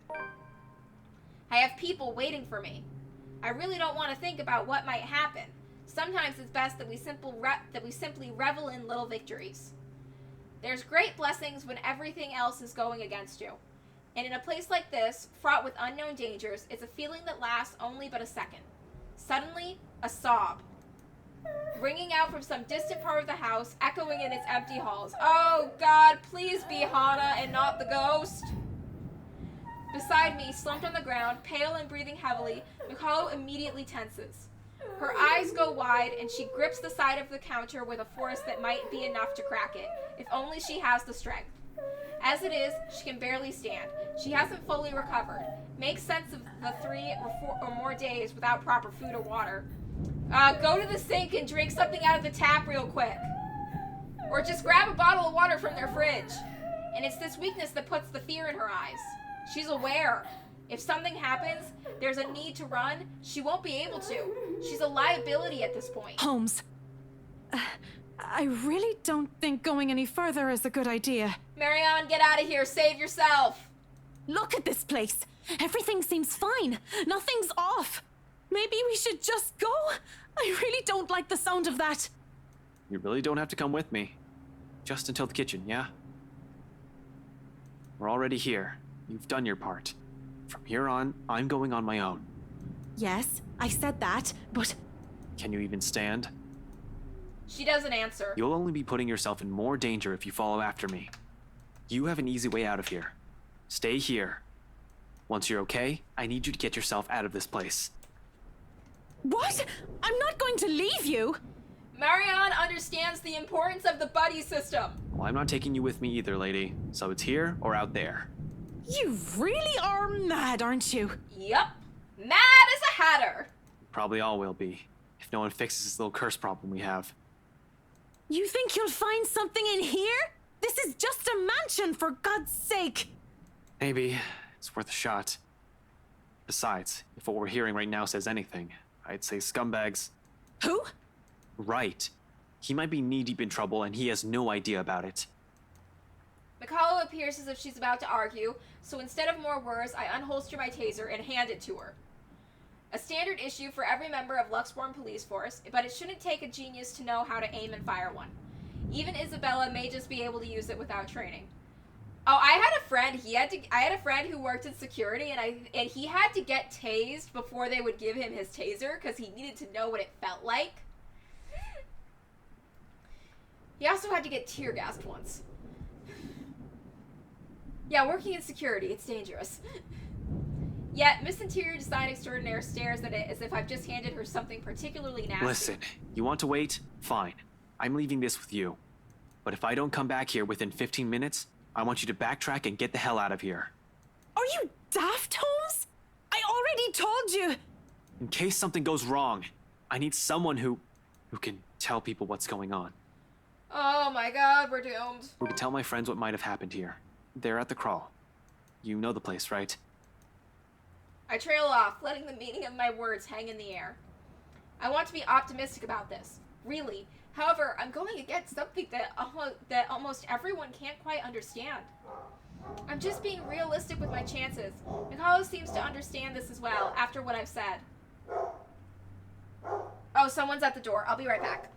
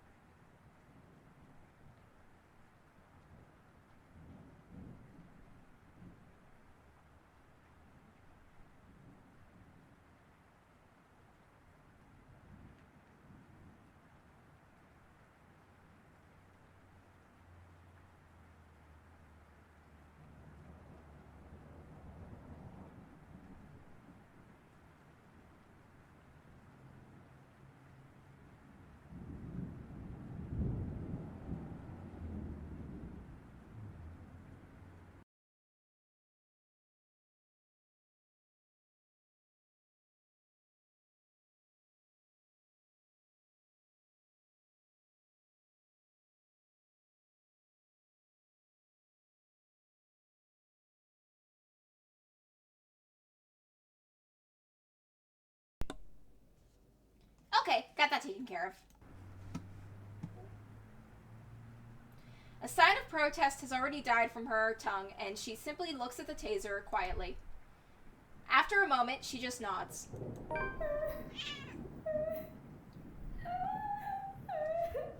Kitty's back too. Kitty's still here. Oh, and also the ghost now, apparently. Beyond the walls of this room, the cries continue to grow louder, and I take it as a sign to leave. Without another word, I slip out the door. Like a siren call, her voice beckons. Finding out who that is seems as good a place to start as any. You're gonna die, Ashton! You're gonna die if you keep doing this! I keep to the shadows for the most part.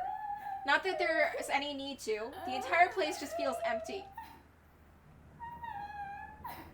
Yeah, I'm pretty sure, yeah. Let me see, does the journal say?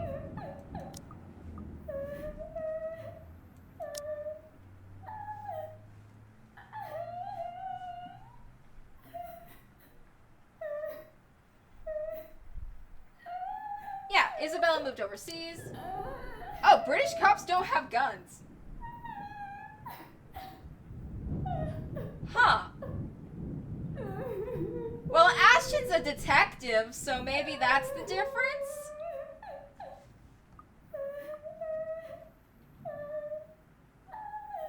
Oh. Ashton did... Maybe it's because Ashton's a detective? I don't know. Maybe it was just an oversight. Maybe I'm wrong about this game being set in Britain.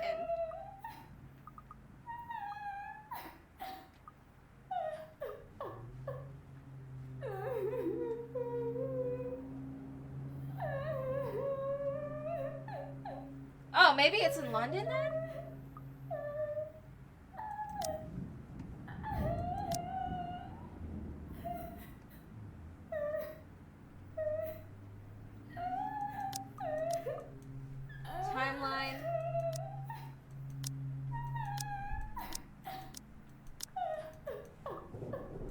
great, we have the letter in our book.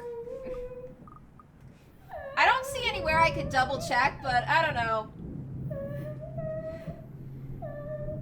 Doubt the gun's gonna come in handy much anyway. I don't know. I'm pretty sure the bullets would just go right through the ghost. She doesn't really have any, like, flesh anymore. Not that there's any need to. The entire place just feels empty. Odd, when a house this big should have a large staff. You'd think there'd be one or two roaming about here for some late-night chores, or someone seeking out whoever's creating this ruckus. There's none, however. Shouldn't they have security posted inside as well? Unless their security means the butler, though I doubt Scumbag's that sloppy. He loves his life more than anything. Probably more than his own wife. And the things he's done, he's bound to make more than an enemy or two. He's also the kind who will do anything to keep himself safe. Alive. I wonder what he'll say when he finds out that there's something not human living with him in his own house. He'll probably say that you're full of shit, say a bunch of other curse words, call you a few derogatory terms, and then he'll throw a fit and then tell you to leave. And then threaten to call the police on you. Ashton, you are here without a warrant. This could end very badly for you. Potential dangers aside, being on my own grants me a greater degree of mobility which I'm more comfortable with. Sure, I could have enlisted McCullough's help. Next to the people who owns this, she's probably one of the ones who's most familiar with the mansion. But the cons of bringing her outweigh the pros. She's better off somewhere if there's a quick exit in sight. With no tag-along, I only have myself to worry about. Watch my back. Selfish, I know. Yeah, we just, like, honestly, like, it is part of Luke's character that he has a very different persona he puts on with a majority of people in public. I think it's just one videotape of him acting the way he actually acts in private, and then he's fucked. His stocks plummet. What does he even do as a company? I think it was just he's born into money and he has a lot of it. Like, what even is your business, Luke? What even is your business? Does it say? Oh, I don't get his journal entry until I play his chapter.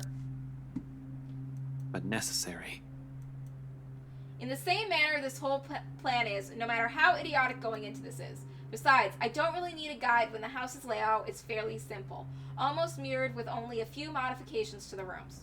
Although I've only been here once, I think I already have a good grasp on this place's ins and outs. As long as you can tell which is east and west, it shouldn't be that hard to find a way in or out after the dining room in the main foyer should be the next thing that greets me.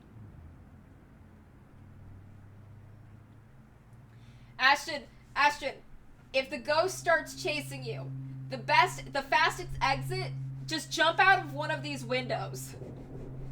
Just jump out of one of these windows. We'll just jump out the window and run into the night.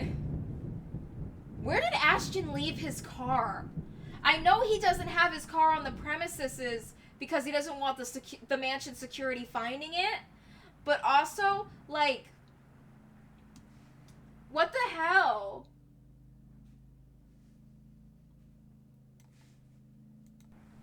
Like, how far a run do you have to make to your car to make an escape? As long as you can tell which way is east and west, it shouldn't be that hard to find my way around. After the dining room, the main foyer should be the next thing that greets me. Where the woman's cries are leading me. Honestly, after what happened outside, I'm not even sure if I should be trusting what I'm hearing.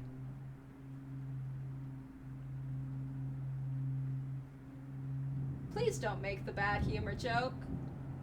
Please don't do it. We're on Twitch. But with the whole house somehow seemingly devoid of any of its inhabitants, I'm inclined to look into this.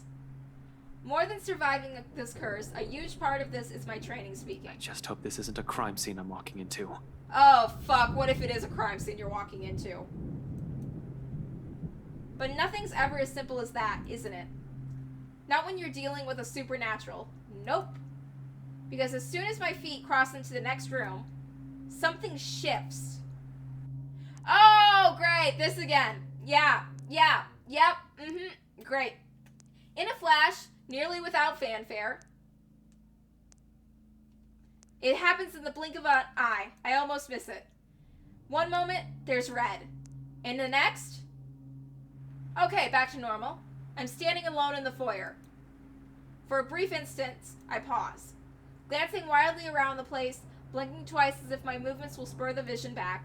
Yet, nothing. No blood dripping on the walls, none trailing down the stairs or pooled in the floor, no eyes watching my every movement.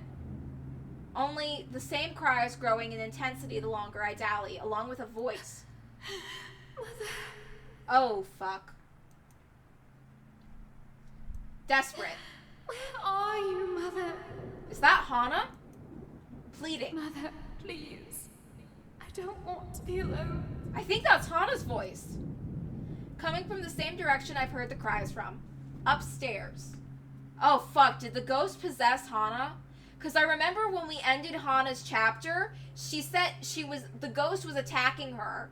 And she was saying afterwards, like, it felt like she was seeing other things. Or, like, something, like she was someone else in that moment. And I'm wondering if the ghost is trying to possess her. The place is not entirely empty then. A better question now is who? That would explain why the ghost kept Marion alive in the cell. It's not that I think the ghost wouldn't have been able to reach her in the cell. Maybe the ghost wants to possess someone to be alive again. And Hana is the first pick. But she was keeping Marion as a backup in case possessing Hana didn't work out. Definitely not Scumbag or the butler. I've yet to see hide nor hair of them. Not knowing their whereabouts puts me on the edge. I have to be careful not to make any noise or be seen. Maybe the wife? Though one can't really tell if it's her the way the walls echo her voice. Nevertheless, it pushes me to move. Taking almost 2 steps at a time, despite the sickening feeling that something's lurking behind every great shadow, every small corner I pass, as if the house has several eyes watching my every movement, as if something alive dwells behind the walls itself. Oh, great! It's back to this again. Sup? I try to shake it off, but the uneasy sensation has already made home at the pit of my stomach. Dread, and it only grows deeper the closer I get to her. The relative emptiness of the place doesn't help either. Neither does the harsh wind battering the windows, nor the sheets of rain pelting down the roof. For a fleeting second, I find myself wishing for Scumbag to simply show up. I don't get too far into that train of thought. Abruptly, the cries stop, replacing it with, Mother, please. She's here. She's here, Mother. She's going to take me. oh no. She won't leave, Mother. Mother, I don't want to go with her. Tell her to go away. Mother! Mother, she's here! Help! Oh shit. This can't be good. Adrenaline overcomes me in a rush. In no 2 heartbeats, my feet's already moving before any sense can catch up or doubt creeps in on me. My hands ready at the holster as I hastily set off for the far side of the hall. One alarmed footstep after another while struggling to keep the sense of panic at bay. A door lies ajar at the end and coming from the door She's floor going above. to hurt me! Oh. Help me!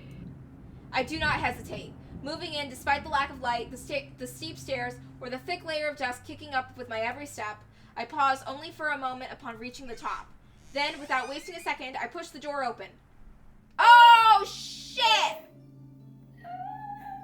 She sits in the middle of the room, shoulders hunched, shaking. Her hands cover her face as she weeps, oblivious to my presence. It's as if she has heard neither my footsteps nor the soft creaking of the door, continuing undisturbed like I'm standing in a time far removed from her. She doesn't even flinch when I call out to her. Hey, are you alright? Mother, I've done it, Mother. Take me with you, please. I can still hear her. She's here. Help me! Help me, please! Belatedly, I notice the blood on her hands. If it's the same one drenching the whole attic, I'd rather not know. How the whole room has ended up like this is the least of my problems. At the moment, even the single human body doesn't have this much blood. So, bodies? The thought sends an unpleasant twinge in my stomach. Does Wright even know about this? He's bad news, alright, but this? This is beneath him. He definitely balk at the first sight of it all. Anyone will. Yet the woman lingers here, unmoved by the sight, letting her sobs fill the room, repeating the words over and over again like a prayer of salvation. To whom? The mess of the parchment she has left on the floor? Just what the hell is happening? Hey, lady, are you? The rest of the question never makes it out. I don't even see it coming. Should have been more aware of and on guard, really. But there's little I can do when a well-placed blow to the back of my knees makes me stumble. Oh, shit! The momentum sends me reeling forward. It barely even registers in my head that the woman's gone and the room's as normal as it can be. Not above the pain suddenly shooting up my side when I hit the floor. I don't even get the chance to get my bearings back when the hard enough blow to the stomach causes me to buckle down and lay heavily on my knees. Gasping, I fumble wildly for my gun. Although, before I'm able to turn, level it and shoot, a hand grabs my wrist and twists it. Hard. A gasp. A grunt. A cry of pain slips past my mouth. The gun falls to the floor with a thunk. As soon as it lands, a foot kicks it out of my reach and it slides uselessly under the bed. Agony suddenly explodes in my chin, jerking loose a sharp cry of pain, and stars fill the edges of my vision. A brief moment of regret hits me for leaving my taser with McCullough when a piece of cloth closes around my neck. Without warning, my attacker pulls. Tight. I'm left gasping, choking, clawing for air, blindly reaching behind me as I still try to fight them off and loosen the pressure on my neck.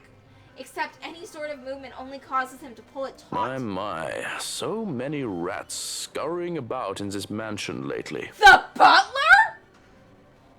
The butler did it?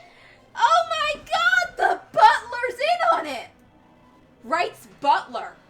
Shit! Tell me, what did you do with the madam? Nothing! I didn't do anything!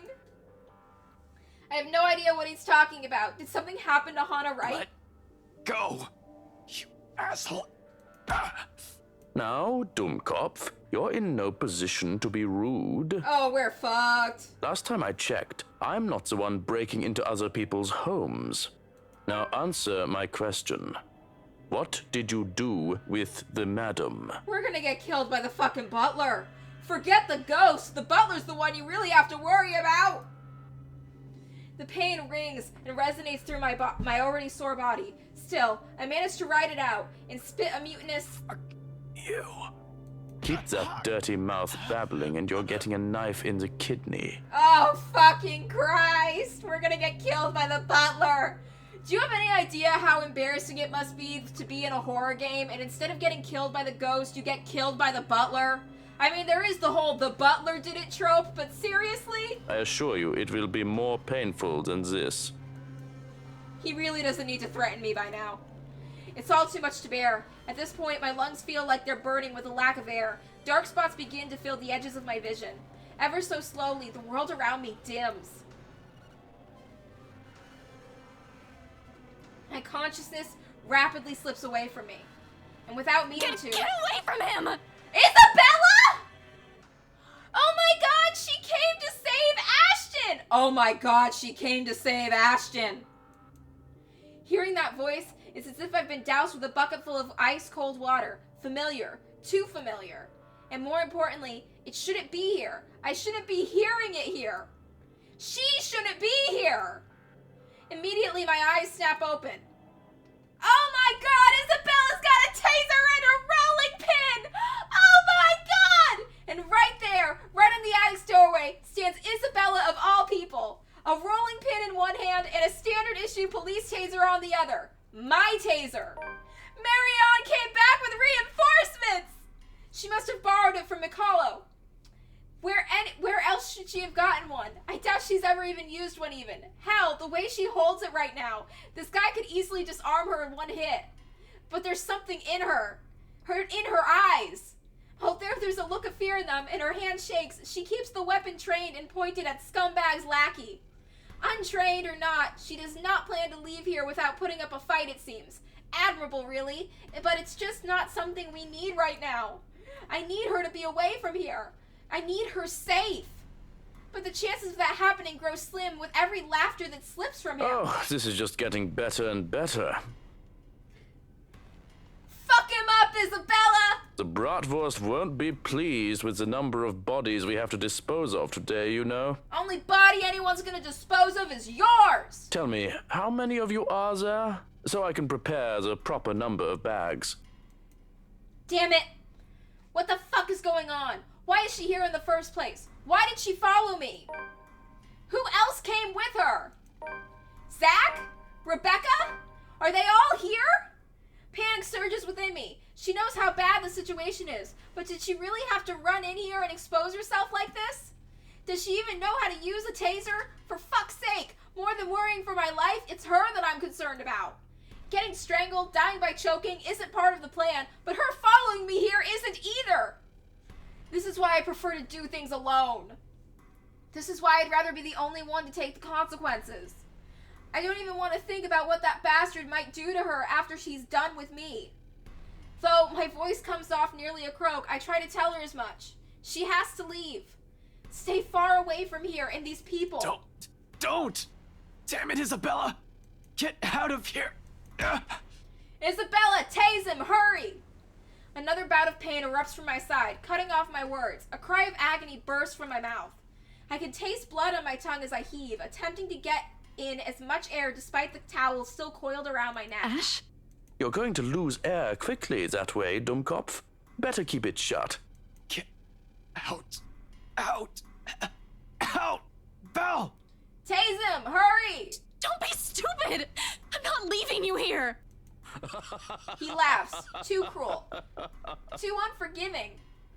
The way each note beats against my ears in spite of the warmth in them sends chills down my spine. This is a man whose hands have already been stained with blood before. He won't hesitate. I'd follow his advice if I were you, little girl. What could you possibly do with a toy? Oh, you're gonna see what she can do with it. Just hand it over and be on your way. It'll probably be too difficult for a little girl like you to use. Do it, Isabella! Tase him!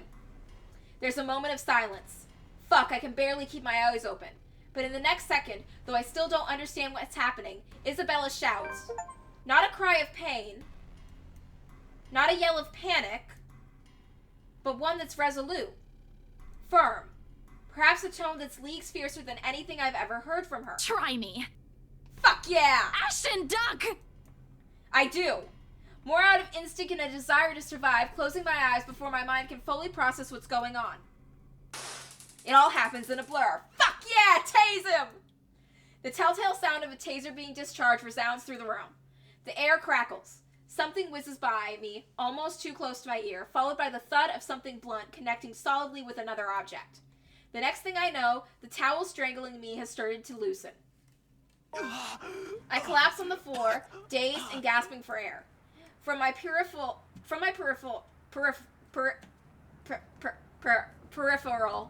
I said it right. I got there. Though through the haze of blood rushing in and out, slowly filtering back, for the butler buckles. He spasms once. Then, without much fuss, falls face first beside me, knocked unconscious by 50,000 volts of electricity and a fucking rolling pin. He'll be out for a while. I have no idea whether I should laugh or cry at that. Well, I'm gonna laugh, personally.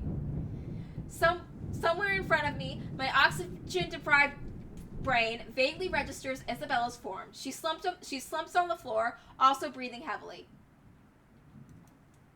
Right next to her trembling hands, both the taser and the rolling pin lie useless and forgotten, while the mood in the room eases. A long, gradual process of tension lifting. For countless seconds, we remain quiet, with only our short gasps and sighs fill the silence, allowing the adrenaline to ebb away at both our breathing to slow. Not a true repose by any means, but a simple, brief respite. There's still the curse, we're still inside the mansion, and imminent danger. We still have no idea how to fix this.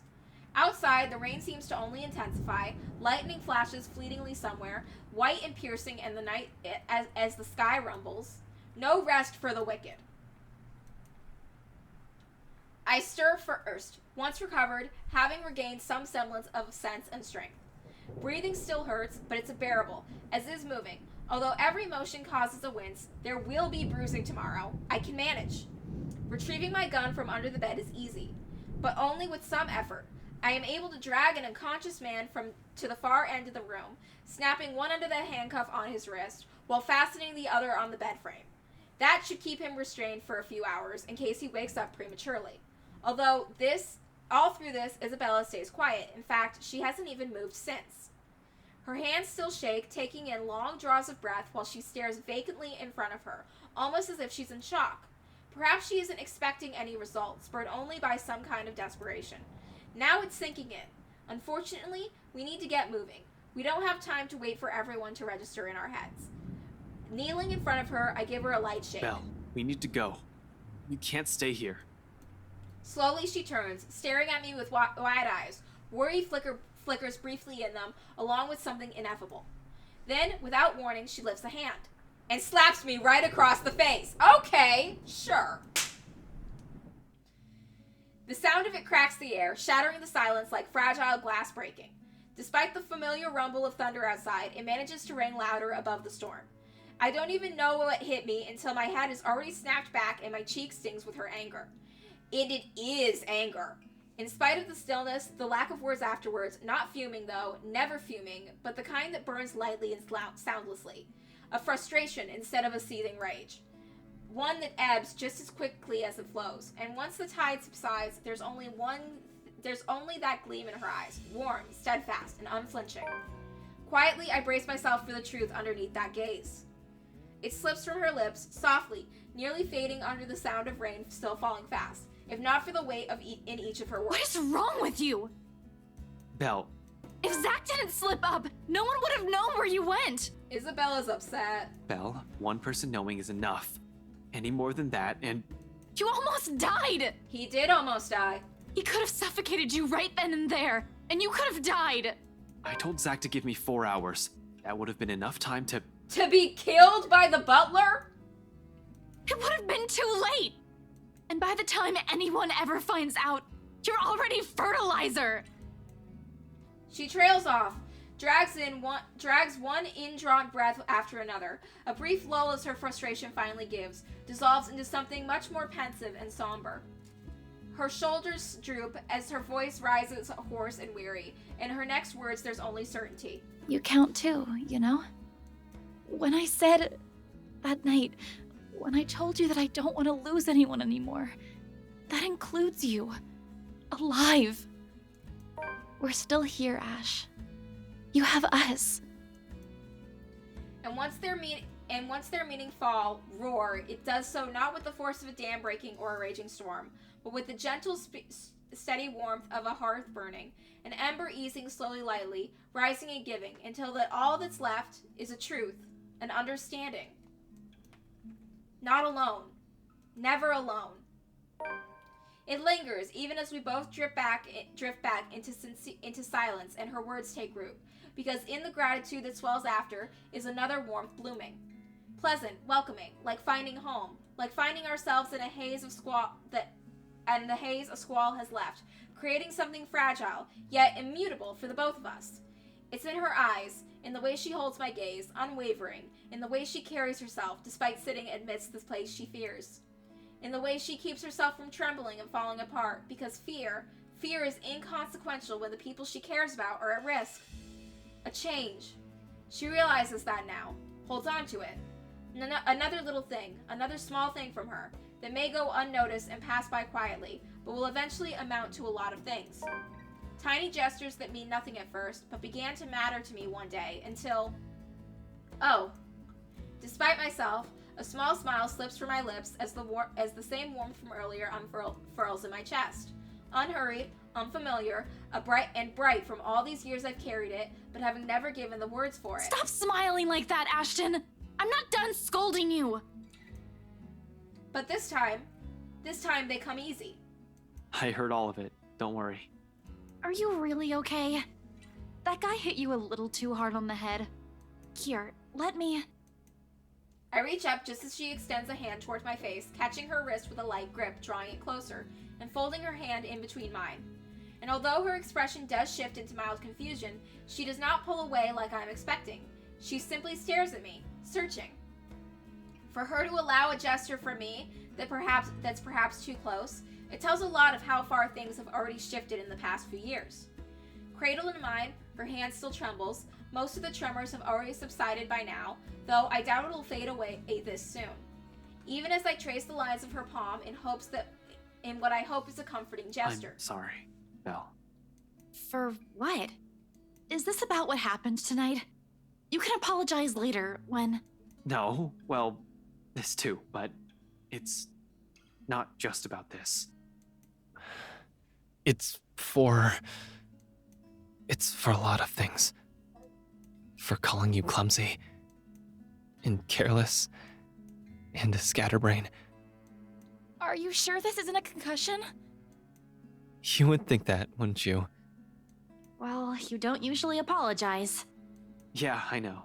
I'm sorry about that too. For all the times I've teased you and made you cry.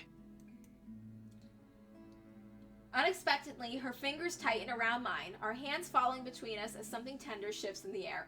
In this haunted mansion, at midnight on Halloween, after a butler tried to choke you to death, and you're in a cursed attic that you saw a ghost in. Now is the time that Ashton decides to make his move. Another exhale. Another drawn breath eases out of me, filled with every hesitation and uncertainties. But when I finally choose to break the silence, it's only when I know what will pass my mouth is the one truth I hold against the world. But for all those callous words, despite all those, there's nothing that I don't love about you. In fact, those things, I love those. And everything. Everything that's you. For a long moment, she offers no response. Her grip on my hands merely tightens. Although my heart's pounding hard against my ears, I take a chance to look up. Slightly leaning away and giving her a cautious glance, more than ready to hear her rejection. And it is one, despite the smile on her face, even if it can even be called one, of course. There's a pained aspect to it I can hardly name. Regardless of what it means to her or the way she intends to convey it, the sight of it alone makes me regret ever mentioning anything. It's almost as if she's forcing herself to push out the next words of her mouth for the sake of not hurting me. Not that I won't be able to take it, but these feelings will only put a heavier burden on her. I'd rather not have said anything at all. As expected, with one last squeeze at the hand cradling hers, she pulls her hand away from mine. When she speaks, though, there's a stark refusal to meet my eyes. Not that I hold it against her. The situation's already awkward as it is. Ash... She pauses, biting her lower lip. A small frown forms between her eyebrows while she struggles to find the right phrases to string together. Ashton, I'm really sorry. Okay, so no one is getting with anyone. No Ashton times Rebecca. No Ashton times Isabella. Everyone's just getting their heart broken tonight. Oh, no, it's cool. I was already expecting that. Kind of. But you don't have to... No, I mean, I can't. I can't afford to think of anything other than helping my family.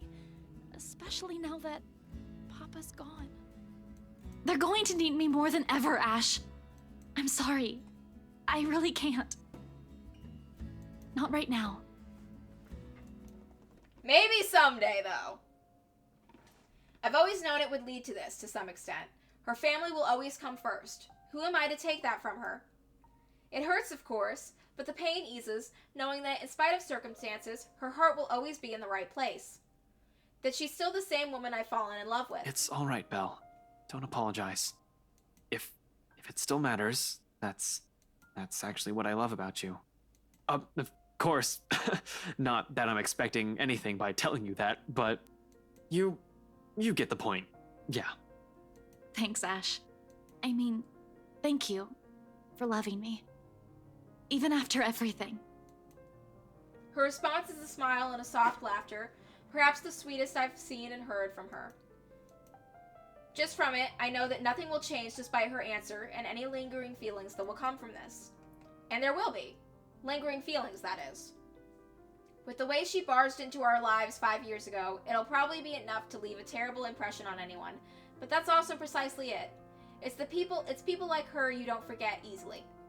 And it's them that gradually worms their way into a person's life, even when the very thought of losing them becomes unbearable. As it is, I'm already content to simply staying by her. No grand expectations or hopes attached, just the banter, the small smiles, and the quiet little moments that roar. I love her, but that also isn't all there is to us. I know I caused you all kinds of trouble these past few years. Hey, whoever told you I'm doing this for free? After we're done with this curse thing, you're gonna owe me a year's supply of ice cream. Yeah, we'll see. They're just having this sweet moment together while there is a butler lying unconscious on the floor. Familiar, warm, bright, and hopeful, much like everything about her. And it's the strength to keep me going as I lead us both out.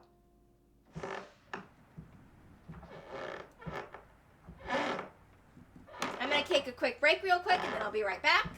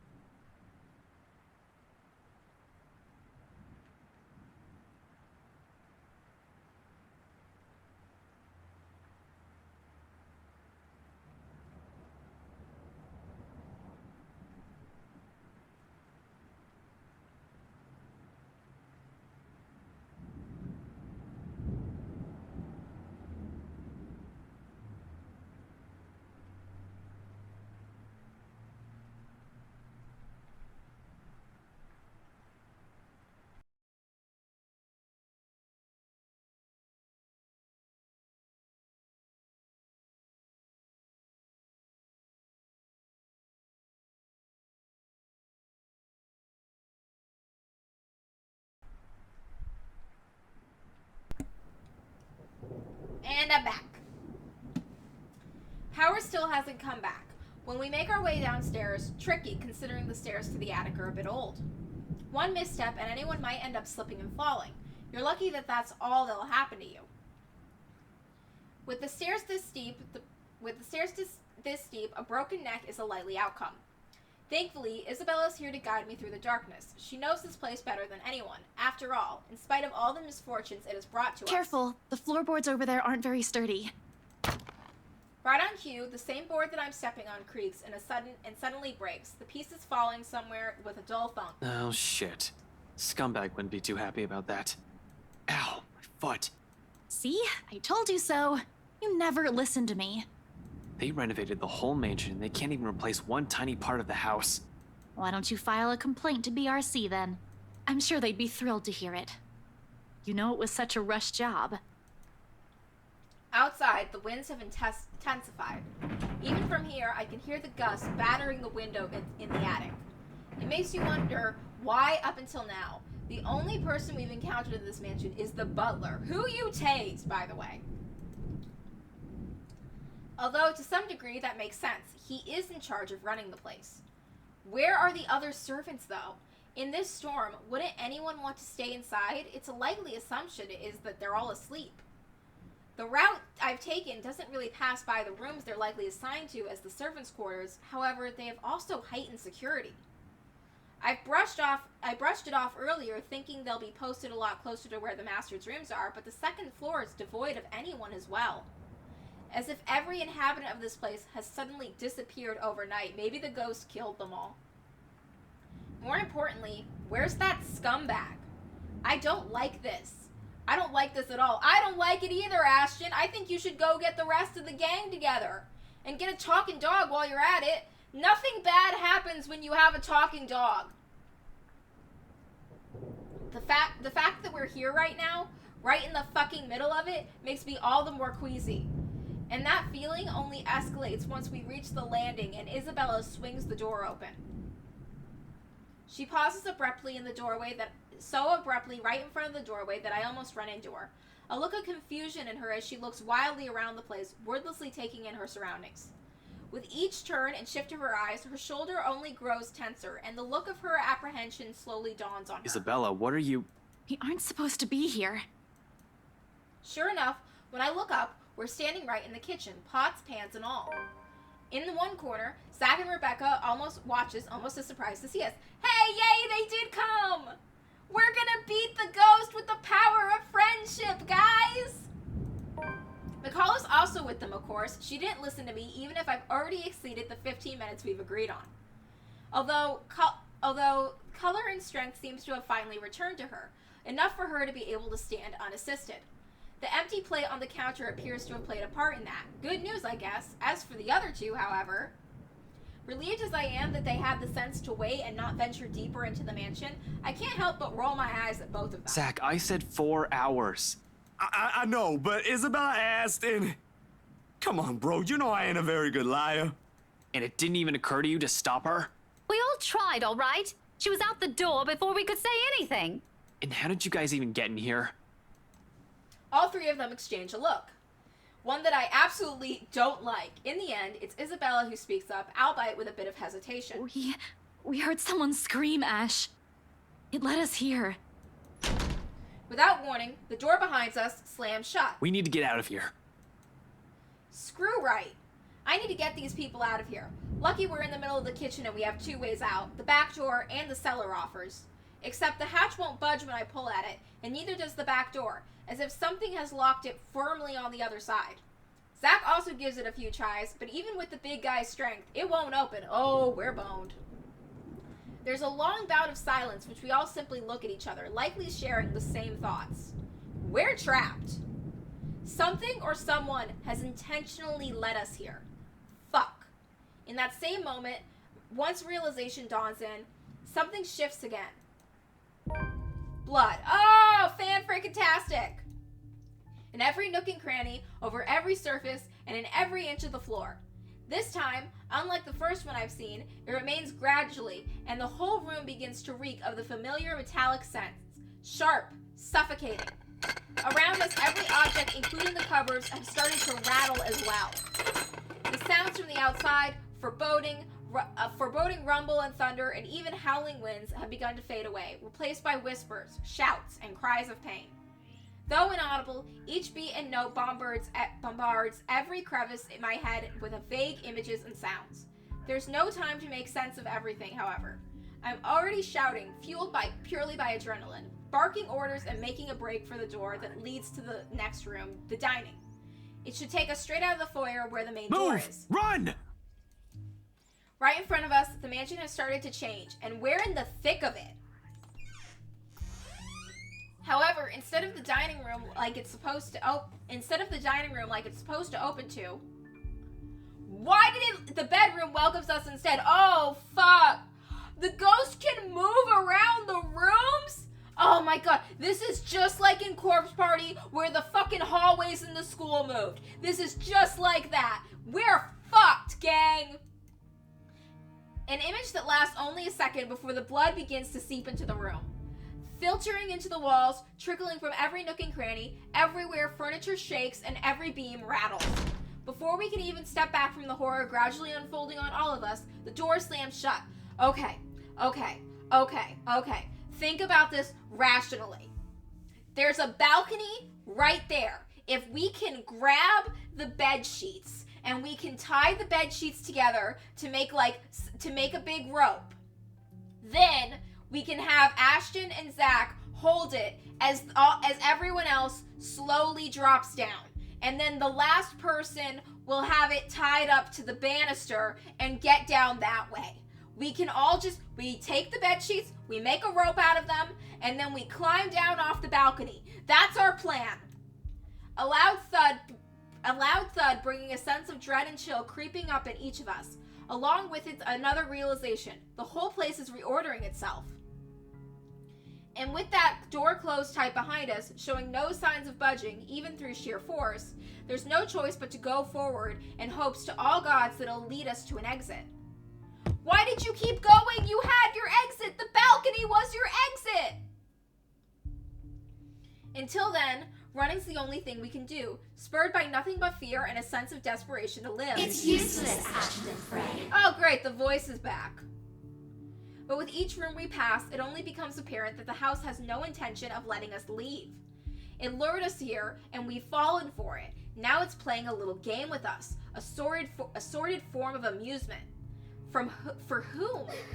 Their laughters are the only thing we can hear. With every hall we cross and every door open, the hope of finding an exit merely dwindles. See those windows right there? See those big glass windows? Break them. Pick up a chair, throw it through the window, and then walk out of it. That's the plan. The gun at my hip is useless here.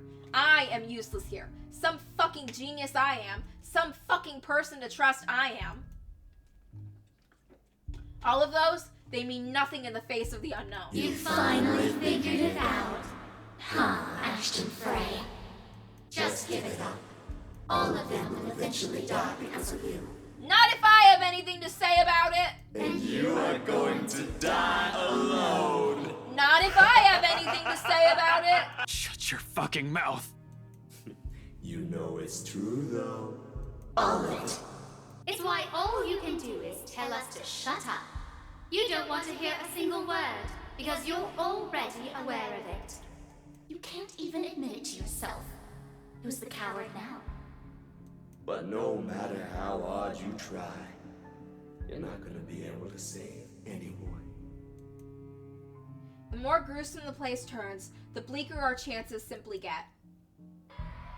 Wails and screams fill our ears as we pass by. Words from a time and people long gone, laced with nothing but pure agony, calling out and reaching out to us. Their voices almost too real, as if we're not the only ones trapped here, that there are others begging for release from this wretched place.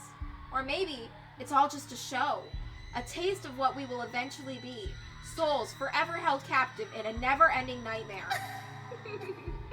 Mother, I've done it, Mother. Take me with you, please. I can still hear her.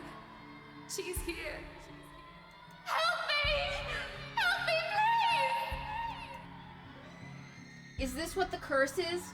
What it means for all of us? That the letter is not a morbid cry for help, but an invitation, a beckoning for unsuspecting souls to be dragged into this place's horrors, to be put under centuries and centuries of torment and agony. Suddenly, dying a painful death seems preferable, enticing than ending up here, living a tortured existence. Or perhaps it's all the same. Still, hope worms its way into me, not a usual thing for someone like me. But after going through the countless doors and corridors, every little sign of hope I'm willing to cling to, as long as it will get us out of here. We're back to the dining room again. How long have we been running? How long since we left the kitchen?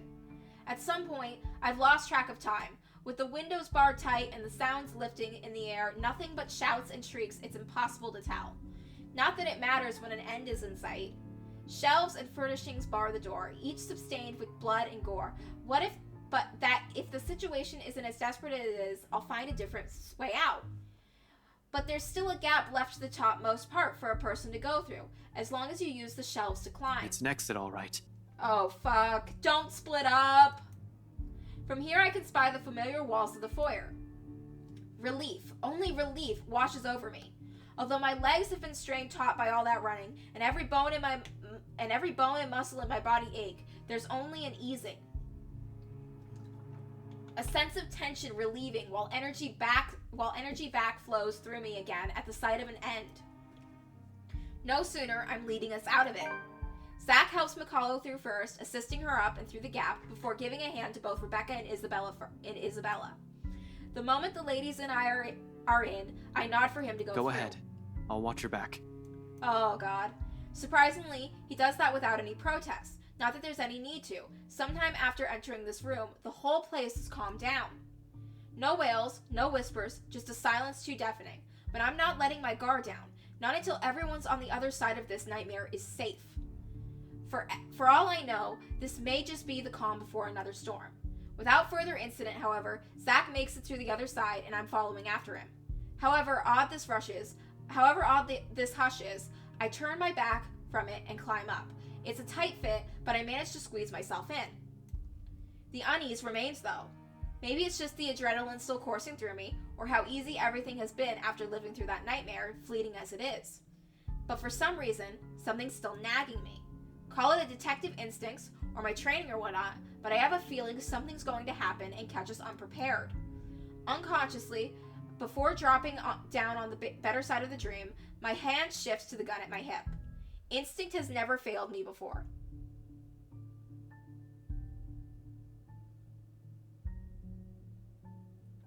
Oh.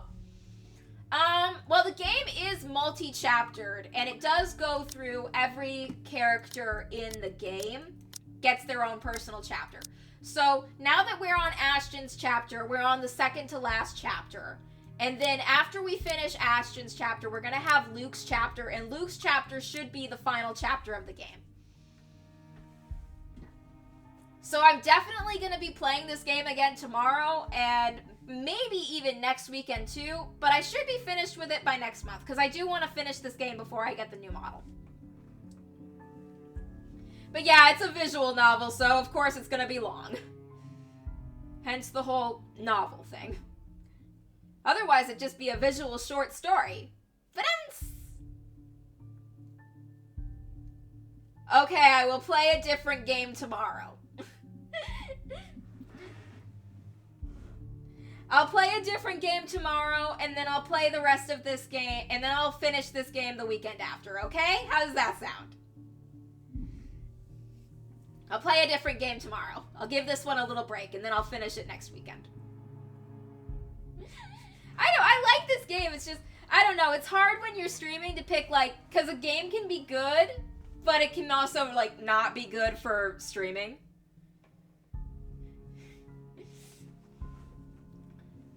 So, yeah, I'll give this one a little break. I'll play something else tomorrow, and then I'll go back to this game next week. Well, right now, where we left off is, we're wandering through the haunted mansion, there's blood everywhere, and we're trying to escape, and everyone else just crawled through a small area of escape, and Ashton is the only one left in this room who is about to follow his way out. And something is definitely going to go wrong. Instinct has never failed me before. My feet haven't even landed firmly on the floor when... Had I known there would be a party in my own home tonight, I would have opened a bloody bottle or two. Oh, God, it's Luke. People these days, in my own home. Can you believe it? I feel so left out. Uh-huh. Poor you. My heart, it bleeds for you. A chill seeps into every vein in my body. All of a sudden, every ache, every pain returns to me tenfold, and my knees threaten to buckle at the sound of his voice. Though it appears friendly, I know it is anything but. One does not spend investigating a man like him for over a year and holding a grudge against him more without knowing everything about him. His quirks, his habits, I'm familiar with all of them. And right now, Luke fucking Wright is beyond pissed. Well, I'm pissed too. Come at me, man. Shifting my gaze upwards is nearly too painful knowing the danger. Not to me, but to those who have been lured in here by the curse. Oh god, he has a fucking gun! Really, Luke? You have a fucking gun? Where'd you get that? Where the fuck did you get that? You fucking asshole! Why does this man have a gun? Oh god, did he take Ashton's? No, Ashton still has his gun. Oh fucking Christ. Oh fucking Christ. The rich douchebag has a gun. Oh no. Okay, what are you gonna do here? The handgun catches my eyes first. Next, that smarmy smile on his face while he holds Mikalo, Zach, Rebecca, and Isabella at gunpoint. It's a sight enough to lodge a painful thorn up my throat. I've been too complacent. Oh, God. Fucking Christ. Too focused on other things that I've completely set aside the fact that Scumbag will not be pleased to see us here without knowing our reasons. But even with those good intentions, curses and ghostly apparitions aside, we're still trespassing in his home. Really, Luke? Really? You're gonna point a gun at your goddaughter's teacher? Like, Rebecca's her favorite teacher. She calls her Miss Pink. You're really gonna point a gun at her? The question is, if he's still even aware that the whole household has somehow disappeared and he might be the only one here. Likely not. Fuck. Even with the people he knows amongst the crowd, there's a significant effort in him not to simply shoot everyone in sight. And really, Daisy, even you, what would Kylie say? She'd probably say, please put down the gun. Luke, this isn't what you're thinking. You have to listen to us. There's something going on here. Oh, we're fucked. Well, obviously, why else would people be trespassing in my home? Oh, what God. about little Lily over there, then? What's your excuse? Checking back if your clients are doing okay? Is that it? Is this what this is? If we say yes, will that get you to put the gun down? Oh, we're doing good, by the way. Sir, please. Oh, please what? Please put the fucking gun down. Becca's right, sir. We need to get out of this place. You need to leave. Not a good enough excuse, darling. You people are the ones who need to get out of my sight. Don't worry, I might consider pressing lighter charges for the woman. Can't say the same for the rest of you. But really now, I swear the people of this city need to be taught the meaning of privacy. This is how you want to start the week. Why don't we just go with a bloody massacre if we want to surprise people in their homes, huh? Casually, he weaves the handgun at them, as if it's just a mere toy and his words are no threat. The safety's off on his, nothing stopping him from pushing through with his words. Call me paranoid, but at the slight gesture, I draw my own and level it at him, finger on the trigger, ready to release the safety catch in case things go south. Oh, fucking Christ, Ashton's gonna get shot by this asshole, isn't he? He's quick to train his own on me, though, and just like that, we're at a standstill. Now, Feathers. Manners. You're in no position to be pointing that gun at people. Why don't you put yours down first, and then we'll talk about manners. Oh, fuck, this is so bad. Oh, he talks back. The gall. You know, your kind pisses me off so much. Oh, and Luke's being fucking racist again. Shooting him right now would be so worth it, with the way he stares at me like I'm a damn pest. But this isn't what I've come here for. I'm not a murderer. As much as I loathe him, I'm not the kind who will kill people in cold blood for my own gain or amusement. The law will bring him to what he deserves one of these days. At the moment, however, we're in the same boat with this curse. He needs to understand that. The longer we stand here, the more time we're wasting and losing, something we don't have much of. How can I convince him? The scum is so full of himself, prefers to hear the sound of his own voice more than those of the people around him, no matter how much sense they make. Probably the only way I can make him listen is if I beg. No way in hell that's happening. Maybe I should eliminate the immediate danger first and disarm him. Oh, fucking Christ. Oh, God. This is so bad. I don't think that if I beg him to listen, I don't think he's gonna listen. But if I try to disarm him, I think he's gonna fucking shoot me. I don't... Oh. Fuck. I definitely think if we disarm him, he's going to fucking shoot. And someone's gonna die. So we need to try and reason with him. I mean... Fuck. He doesn't seem like... Right now, he doesn't seem like he's gonna kill anyone because he is just talking about getting the police involved and pressing charges. So I don't think he wants to... I don't know. Then again, the butler was talking about murder earlier. So fucking... Oh, God. I know that if I make the wrong choice here, Ashton's gonna fucking die. And I really do think that if we try to disarm him at this close range with the safety already off on his gun, that we're gonna get shot. So we gotta beg him to listen. My life's not the only one at risk here, however. There's Zach. There's Rebecca. There's Isabella. McCall is here as well. We're all unknowing victims to this fucking curse. I'm in no position to pick who to save and who I should simply let die. I suppose my pride can take a few hits and I can set aside my beef with this asshole. Taking a deep breath, I slowly lower my pistol. Though still on edge and at the ready, in case he does something, I do my best to assume a less aggressive stance. Listen, Wright. I need you to... You broke into my house, and somehow, you expect me to listen like a good little boy. You're such a fucking bitch, Luke. Are you a bit touched in the head, Feathers? I'm not the one breaking laws here. I don't think you're in... I don't think, given the state that the country you live in, that you're legally allowed to own a firearm. Look here, fucker. If I wanted you dead, I could have done it so many times already. In fact, I can easily shoot you down right here, right now. So much for our less aggressive approach. And you won't be able to do a damn thing, even with that gun. Okay. Suddenly he laughs, almost howling in fact, like I've just told him the best joke he's heard all his life.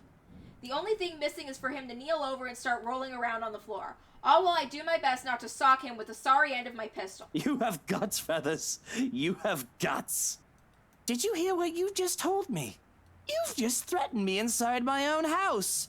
My own home. Oh my fucking God, shut up. You know what I'm thinking right now? In another lifetime, we would have probably gotten along well. He's right on that, at least. I might have ended up liking him if I didn't have Professor, Andrew, Rebecca, Zach, and Isabella. One mistake and it would have been too late for me. With his laughter rings all of those possibilities I could have lived, but have never been given the choice to. All because I have other people with me. People who care. A sobering realization. But not much when suddenly his chuckling stops, he marches towards me and places his gun right at my head. Oh, fuck! Ashton! Luke, no! Hey, now you two, I'm sure we can all talk about this first. At this distance, a slight flick of that finger on the trigger will be able to do more than kill me. What is it that you people really want with me? We want you to get out of your fucking house before the ghost kills you, but right now we just want to leave so you can deal with the ghost on your fucking own. It doesn't seem like your wife's here anymore. She came to the common sense realization that she should leave your fucking ass. So now that she's gone, everyone else should be gone, and you can just live in your creepy ass haunted mansion by yourself. Fuck you. This is the second time this week, and I'm really getting weary of this little game. Go fuck yourself. Did the NCA send you to apprehend me, or has somebody paid you off to kill me? Oh my God, not everything's about you, Luke. Everyone's more concerned with the ghost than your little fucking petty white-collar crime bullshit. Which one is it, Feathers? Mind you, my arm's getting tired. Better answer quick if you don't want to beat the business end of this gun. I keep my eyes trained on him, in spite of the huge threat he poses right now, because if there's anything people like him like us prefer, it's honesty. I don't give the impression. You don't give that impression without keeping a solid eye contact. I'm not with NCA. I'm just here to help. There's something else in this house, and we're all in danger. You have to believe me, right? You need to let us go. You need to get out of here before it's too late.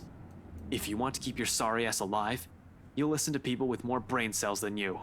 Ashton, I understand that he's an obnoxious prick, but do you really think it's the wisest decision to insult the man who's holding a gun to your head? Why, you insolent! His finger moves, but I'm prepared, my hand ready to reach up and disarm him and knock him out. If I have to drag him out of this place unconscious to keep him from suffering the fates of every other person who has died from this curse, so be it. However, before either of us can fire a shot or tackle the other to the ground, another voice echoes throughout the foyer. A small little thing compared to the storm raging outside. It rings above, nevertheless, causing us all to stop and turn. Oh, Hana! Oh, fuck! The ghost has Hana! The ghost has her! No! No! At the top of the staircase, Hana right stands. To make matters worse, that thing's behind her, menacing, a rotting hand, wrapped around her neck. Oh my god, look, ghost, evil ghost, please, spare Hana, take her shitty husband instead. She looks like death, pale and shaky, eyes red with tears. We nearly don't hear her as she pleads. Help me. Please. Outside, another streak of lightning flashes across and a clap of thunder ripples throughout the sky. As if the whole thing can't get any more fucked up than it already is. Oh! Okay. Fuck. It's Luke's chapter now. Sure. Okay.